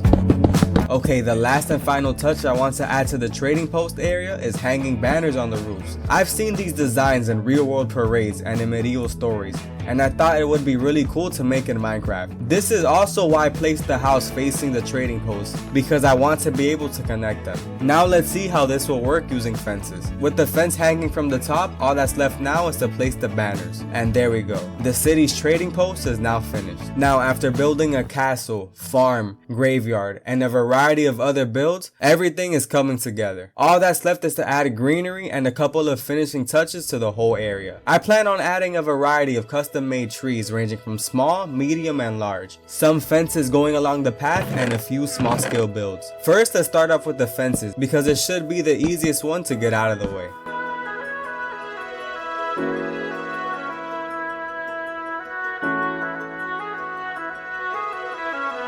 The trick with the fences is to make sure they are kinda spread out so the road doesn't look too generic. I'm also adding spruce leaves along the road to make it pop out more.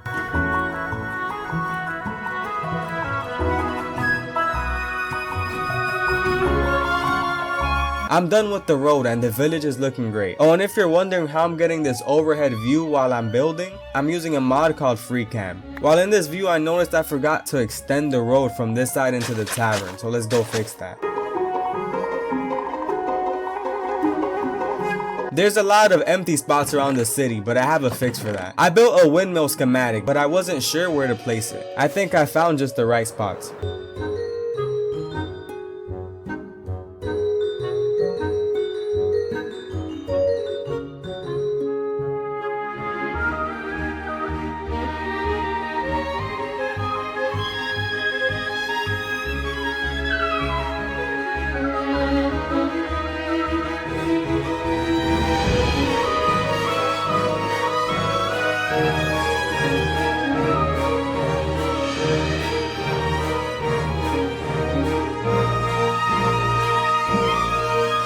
The windmill looks really nice next to the farm, and the one near the castle looks okay, but I wasn't sure where else to place it. One thing to note is that I went a bit overboard collecting materials, and I still have a lot left over. So if you're ever gonna build something on this scale, remember, you do not need so much stone unless most of your builds are stone related. I just realized I haven't added any ponds or water areas yet, so let's dig out some holes and fill them up. I don't want to make the water spots too big, since I want to leave some space to place trees.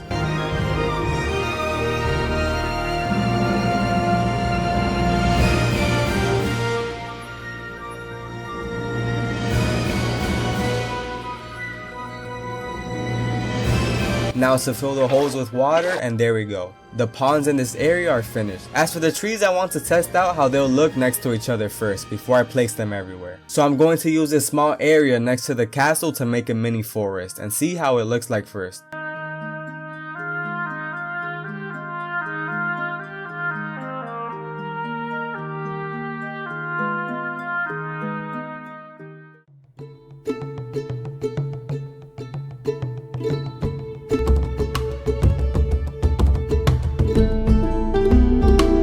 The trees look great, and I like how the sizes look realistic. Nothing looks off to me. There's gaps all around the village which I intentionally left to fill in with trees, so it's time to fill those in as well. I also placed enough trees over here to make another forest, which turned out really good, especially with the pond. Now after making my way towards the tower with the hill on it, I noticed that I can do something really cool here. I want to make a pattern here using wheat and flowers to make this area a bit more unique. So like earlier, I have to till all of the dirt.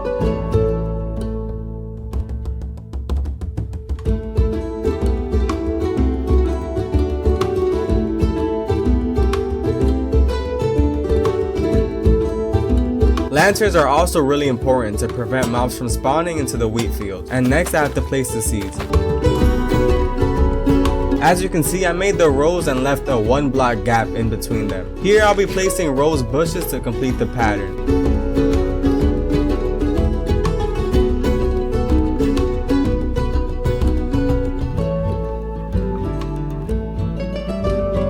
The pattern looks really good. It reminds me of the area in the Elden Ring DLC. I'm already placing down seeds, so this is the perfect time to finish up the farm and place all of the seeds necessary.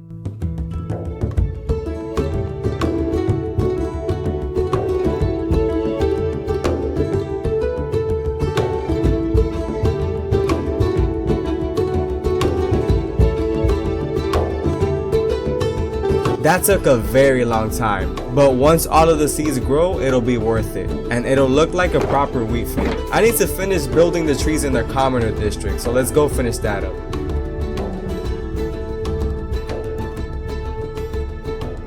The trees are done, and the build with them is a night and day difference. It really makes it all come together and feel like an actual place. I'm also gonna add a port to this pond over here for more detail.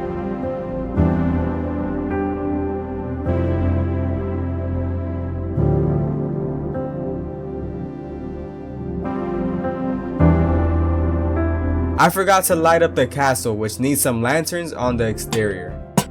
I'm going to be naming this city the City of Astoria. There's no real reason why I named it that, I just thought it sounded really cool. But it's still missing a few subtle details. Minecraft added hanging signs, which is perfect for making signposts, which is going to be the key to let people navigate this city. Here I'm placing a sign with arrows pointing forward, which means the trading post is up the road ahead. But then if you go behind it, I wrote that Astoria Castle is ahead, which makes sense since I'm coming from this side. Now I just have to do this for every single crossroad, or where I think there should be a signpost. I also just noticed there's still mobs spawning in the graveyard, but skeletons spawning here makes a lot of sense. So I won't be adding any light sources for detail. Now all that's left is to take a ride around the world to show you guys the complete project. Here are the stables where I mount my horse, and if we go forward we find ourselves passing by the farmhouse. Oh wait, I forgot to add the signpost on this side. Okay, anyways, we continue down this corner and pass by the trading hall. You see here there's a sign telling us that Astoria towers are up ahead. Here's a tiny showcase base of the trading post. It's a nice and cozy building. I'm glad I decided to go with the vibrant merchant stalls. Now to our right we have Astoria Tower 1, which has its own road with trees surrounding it, and behind it we have a little pond area where you can fish or swim. It includes a view of the second tower as well. If we go back over here and keep going down the path to our left, we have the road leading up to the vibrant hill with the second tower. It's a pretty nice road to walk on, and I'll consider making the towers accessible in the future so we can get a view from the city at the top. Now if we continue down this path, we have a small forest next to the tavern with its very own pond. And if we go down even further, we find ourselves at the cemetery, which has the gravestone for my dog that died. After leaving the graveyard, to our left we have the windmill. I'm glad I decided to leave some areas empty so some parts have breathing room. Our next left leads us to the crossroads where we can decide to go to the armory or the castle, which both look okay, and I'll be moving some of my stuff in here in the future. Going back down from where we came from, once we make another left, we find ourselves in the wheat field, which contains the barn, stables, and farmhouse. And finally, after making a right, we are now at the cathedral church where it all started. I'm so proud of this build. Words can't begin to describe it. When I was younger, I made large-scale builds like this for my Minecraft server, but always in creative mode. Making this in survival was very challenging, especially in hardcore. I spent the last 3 months working on this build every single day, and I'm just happy it turned out good. If you like how it turned out, feel free to like and subscribe for more videos like this. If you want to support the channel even further, you can become a channel member for loyalty badges and early access to future videos. I also didn't decorate the interior of the houses, but let me know if you guys would like to see that. From the castle, farm, towers, graveyard, cathedral, trading post, and forest, the city of Astoria is one I can truly be proud of. When I first spawned into this world, there was nothing but a tiny village. I took it down, and after about 840 days, I made them a new home. At last, fulfilling my promise to the villagers, providing them a kingdom where they can live freely forever. After completing my dream village and spending the last few videos building, I thought for once we should try something different. I was looking through my achievements list and noticed I actually have completed a good amount of them, and why not just do every single one. I completed simple ones like crafting, going to the end, defeating the ender dragon, but I still have a good amount of achievements I have left to complete, which means we have a lot of work on our hands. So let's get started. First we have to go through our list and see which ones to complete first. A Furious Cocktail achievement looks interesting. I'll do that one later. I should probably target the husbandry category first since it's probably easier. The first achievement I'm going for is beeswax, which means I need to get a beehive. Wait, actually before I go to the forest, I see there's a goat on the mountain, which I need for another achievement. Okay, all I have to do is put the goat in a boat and there we go. Whatever floats your goat. Now I'm back in the forest and there's no beehives in sight. But I did find this bee, which I'm sure will lead me back to his hive soon enough. I found the beehive and placed this campfire, but I think I need to add a few more flowers. But now it's raining, so the bees can't come out just yet. Okay, good news, the rain is over, but bad news, it's nighttime, so we have to wait until the morning to see the bees. I just have to shear the beehive and there we go. We've acquired beeswax. Now if I use beeswax on copper block, I get wax on, and if I hit it with an axe, I get wax off. Next, using glowing sacks, I have to add them to a sign. There we go. I might as well add this effect to all of my signs while I'm at it. I think that looks pretty nice. Okay, let's get back on track. I need to craft the netherite hoe. Good thing I have netherite ingots left. Serious dedication. Yeah, I guess you could say that. Time to head towards a body of water because we need to find some fish. And using this bucket of water, we go up to some fishes and get tactical fishing. The same thing needs to be done with an axolotl. I just need to find the lush cave. Okay, where are the axolotl? Okay, I finally found one. You haven't seen the last of this axolotl just yet though, because I need to team up with it in order to take down a mob. The easiest way I've seen this done is against a drown, so let me bring the axolotl back to base and create a drowned with a zombie. Finally, a worthy opponent.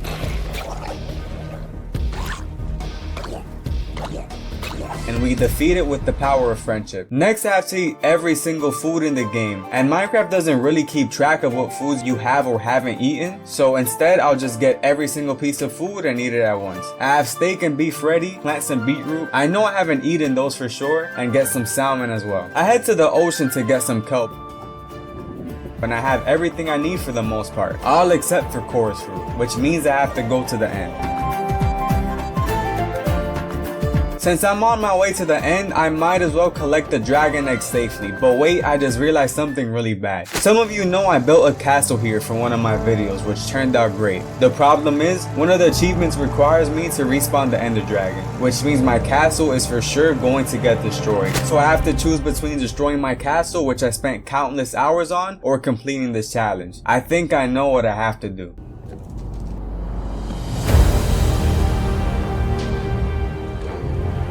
In order to collect the dragon's breath, I need to use a glass bottle when he fires at me, and there we go. Now all I have to do is defeat the dragon.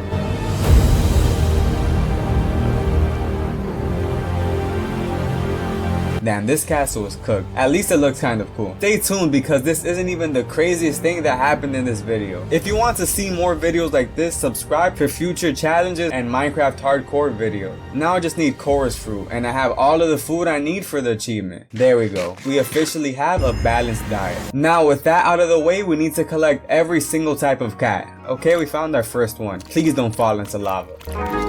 And there we go. We have our last few cats we can find from villages. I'm actually gonna bring these two home as permanent pets. I'm also gonna bring these pairs for future achievements as well. I'm bringing back a whole army of animals. I have 8 out of the 9 cats I'm missing, but there's still one more cat to collect. The black cat, which is found only at a witch's hut. Luckily I know a spot. And there we go. We have all of the cats. Next on the list is getting every single dog. And even though I'm a cat person, getting all of the dogs should be much easier.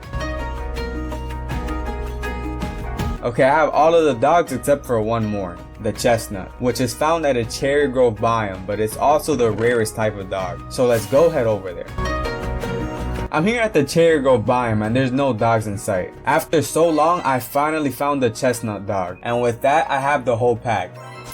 There's also another one which is perfect because the next achievement I'm going for is breeding all the animals. I find this donkey on the mountain and bring it into the pen. I breed all of the donkeys and horses in the stable. I find pigs, rabbits, and these goats in my cabin, which are stuck in here somehow. And look, it's a baby goat. Next, I find the fox, which is kind of annoying to deal with because why are they so fast? A panda that I took a family portrait with, and ocelots, which are also absurdly fast. But these animals are kind of easy. The next animal is going to be a bit harder, a camel. The issue with the camel is that it only spawns once per desert village, which means I have to take it all the way to a nearby desert village in order to breed it. Here's the village camel and now it's time to take a short trip. I didn't think it was gonna take this long until I found another village. Wait, I think I see one in the distance, and there we have it. After a long journey, we have found the camel a partner. Okay, now I have to breed some frogs in each climate because I'll need one of each type for multiple achievements. Turns out you can actually breed a horse with a donkey to make a mule. I did not know that was possible. Now I have to breed an axolotl and next is a turtle. Wait, I have to stay up during the nighttime for it to hatch? I thought I could just sleep through it. I just wasted so much time. I finished breeding the turtle and now I can move on to the final overworld mob, which is the sniffer. I brush for sniffer eggs and make my way back home on the boat to hatch them. Apparently I have to place these eggs on moss for them to hatch properly. So let me dig out a little area for them. It takes 15 real life minutes for it to hatch. So in the meantime I'm gonna find a mushroom island because I need to breed mushroom cows. Such strange creatures. I'll be back to this island later. There's some things I have to do here. Now we're back at base and the sniffers have officially hatched. Okay, please don't get lost in the grass. I have to put you two in timeout. Yeah, I'll leave them under the castle for now. Okay, the sniffers have officially grown up, which means all overworld mobs are complete. Now I just have to do all of the mobs in the nether. I ride a strider for an achievement, breed them, play hot potato with a ghast, giving me another achievement, and now I'm only missing one mob to breed, which is the hogman. And there we go. I'm done breeding all of the mobs in the game. Now while I'm here, I have a few more nether achievements to do. I have to bring a ghast to the overworld, so I build a huge portal. Okay, this is clearly not working. I think 2 portals should do the trick. I have to make sure the one in the overworld is big enough as well. And there we go, finally. Earlier I mentioned how I needed frogs of each climate, and that's because I need to bring them to the nether. The reason why they have to be in the nether is so they can eat magma cubes, which give me frog lights. So let's go take these frogs on a trip. I'll let you know, Mr. Frog. It might get a little warm in here. And there we have it. We have all of the frog lights we need. Now I need to craft a lodestone, which I need crying obsidian for. Okay, we have our lodestone. Now to fill it up with glowstone.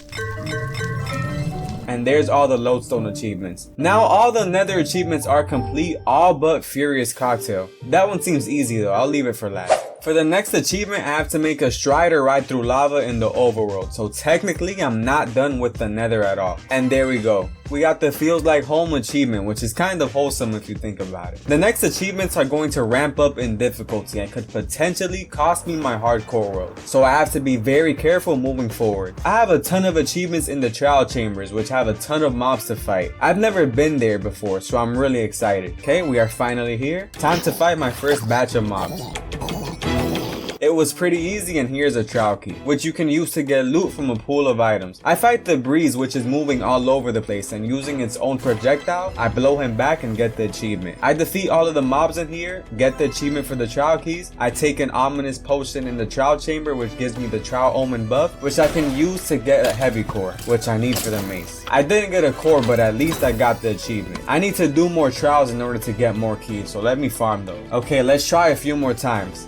Okay, yes, I got the heavy core only after my first try, which means I got everything I need. I had a lot of fun in the trial chambers, and some of these fights are genuinely challenging. Probably one of the better dungeons in Minecraft. Now with the core, I can craft a mace, which I need to deal 50 hearts of damage. If you don't know how it works, the higher you fall from, the more damage it does. And I have an idea. I'm gonna hang this llama from this rope and build all the way up in order to deal the 50 hearts of damage. Okay, yeah, this isn't working at all. I think I should try a different method. And there we go. One more achievement down. I also need to survive a fall using a honey block, which also is a very easy one. Apparently the next achievement involves throwing a party. I think I'm gonna throw it at my cabin and let the party begin.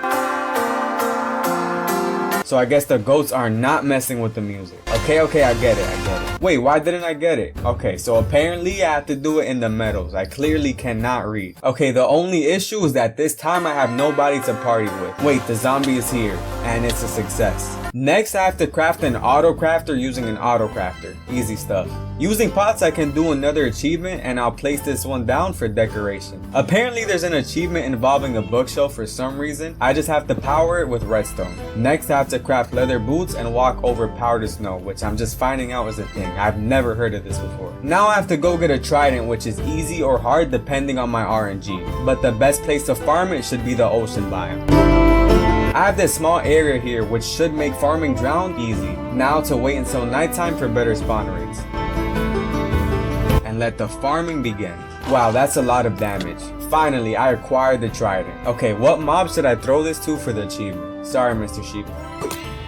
I put loyalty on the trident, and honestly, I forgot how cool this enchantment was. I haven't used it in years. For the next few achievements, I'm going to be staying at a nearby village. I need to destroy this roof real quick. Place this lightning rod, and boom, we got one down. Okay, there's some mobs nearby. It looks like you can use a helping hand, and there we go. This one's kind of scary. I don't want to hurt the villagers, but I guess we'll see what happens.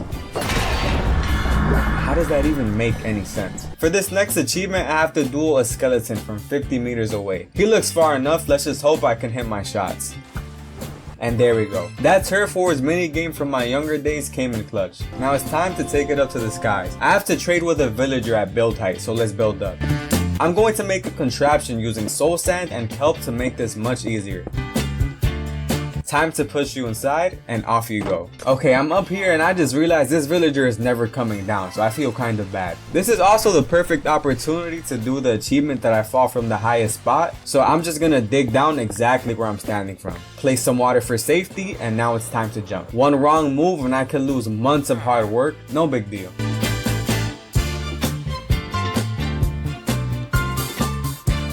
My whole life just flashed before my eyes. Now that it's nighttime, I should go for the Phantom achievement, which is killing 2 with a single arrow. The piercing achievement on a crossbow should make this pretty simple. Well, this isn't working. I'm actually terrible. Let's try a different approach. Bows are one of the best things in Minecraft only because they can trap so many mobs. I think these are the last Phantom spawning tonight, so let's make this shot count. I thought I was done with the nether, but I had to go back and get a few things. I'm all over the place this episode. I need to look at a ghast with a spyglass. I also need to go to the nether fortress and farm wither skulls, since I need to summon tons of withers for a few achievements. Now I have to take all of those wither skulls to the end. and that's because I want wither roses, which I need for another achievement. So I'll just summon a ton of chickens and let the wither do its magic. That should be enough wither roses. I'll get more later if anything. I need to bring Ashoka to the overworld for an achievement, which is honestly the hardest thing I've had to do so far. So let's see if I can figure this out. I guess I'll make a straight cobblestone bridge all the way to the end city. Now to break the floor so I can get it onto the bridge. I brought potions of instant healing so the shulker doesn't die from hitting itself, which is usually the way people fail bringing the shulker into the overworld. There's a corner coming up and I'm really scared because if I fall, not only do I lose the shulker, but if I don't get off the boat fast enough, I could die. Good thing I've been playing Mario Kart recently, so drifting corners should be easy. Now before I bring the shulker to the overworld, I have to make sure there's a clear path waiting for him.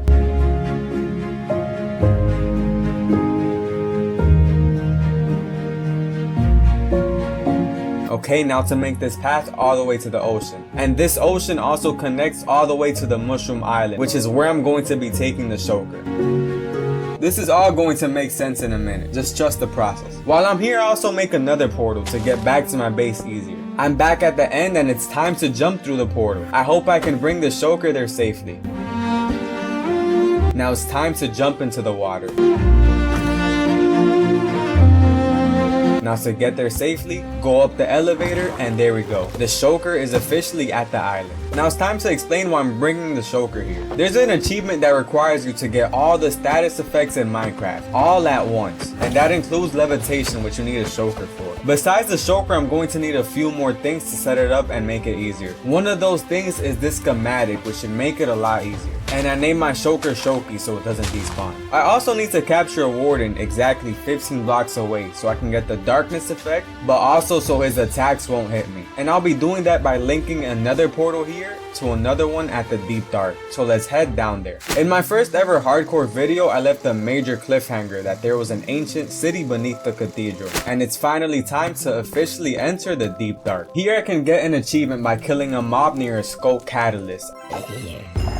I just have to be quiet while making the nether portal. With the nether portals done, I just have to make sure they link to the nether roof, which makes transporting the warden very easy. Okay, with everything set up, now all we have to do is summon the warden and hope he doesn't kill him. Okay, he's officially inside. I just have to re-aggro him real quick. Okay, he's actually really scary. Why is he walking so fast? Okay, yes, he got through the portal. That was probably the scariest thing I've had to do yet. Now let's name him Wardy. With the warden in here, next we have to power 6 beacons for 6 different effects. I also need a dolphin for Dolphin's Grace, and let's name him Dolphin. I also brought this villager from a nearby village because I will be needing him for the achievement as well. Next I make a conduit, which I have from farming all those drowned. I also need an easy access path to the trial chambers because I'll be going there frequently. Now with all of the setup complete, I can finally begin the raid, which begins the first part of this achievement. I've never completed a raid before, so this should be really fun. Now let the raid begin. Okay, well I lost, but only because I forgot to block the doors to the villagers. On the bright side though, I got my first totem, which I need for an achievement. And even though this was originally supposed to be a totemless world, one of you guys expressed you didn't mind the use of totems, so I'll give it a shot. I started another raid and it's going really well so far, but like most things in life, they don't always go to plan. I can't find the remaining enemies no matter where I look. I guess we have to start another raid. Okay, I fight off a few ways, but these vexes are giving me a bit of trouble.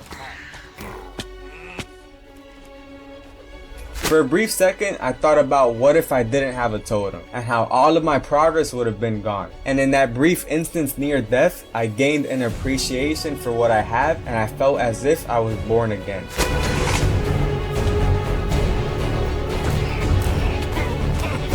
With my newfound resolve, I finally defeat the raid and become the hero of the village. With hero of the village, all I have to do is get the trial omen effect, get mining fatigue from the ocean monument, drink the bad omen effect, get 1 chunk away from the villager to get raid omen, which gives me at least 30 seconds to get into the contraption. Then I get hit by the shulker for levitate, get dolphin's grace and darkness effect, get wither effect from the wither rose, and flick the lever for all of the potions. Only after that can I eat all of the food in my inventory in order to complete the achievement. Yeah, I know it sounds pretty hard, and it is probably considered the hardest achievement in the game. It's so hard in fact that it's actually not even in the menu, it's a hidden achievement. Okay, now let's give it a try, but wait. Let's sleep so we can do it during daytime.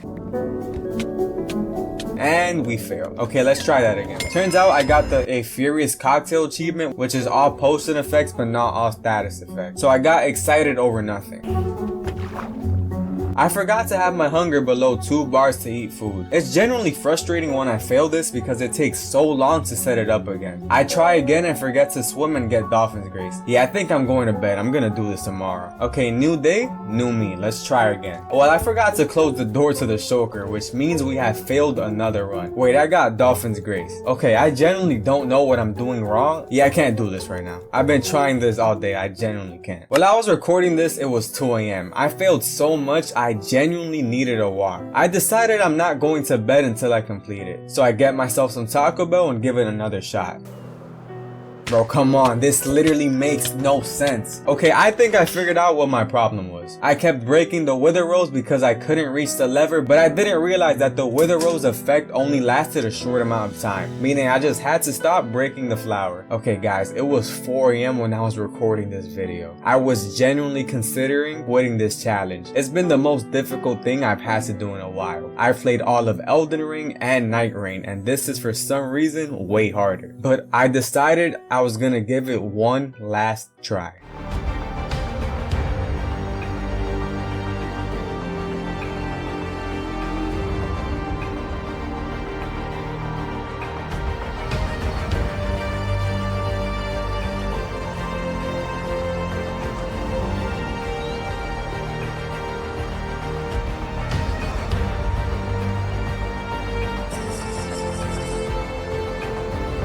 Usually when I get hit by levitation, it means the run is over. But there's still a small chance I can complete it if I land directly into the hole and swim into the Wither Rose in time. I can still do this.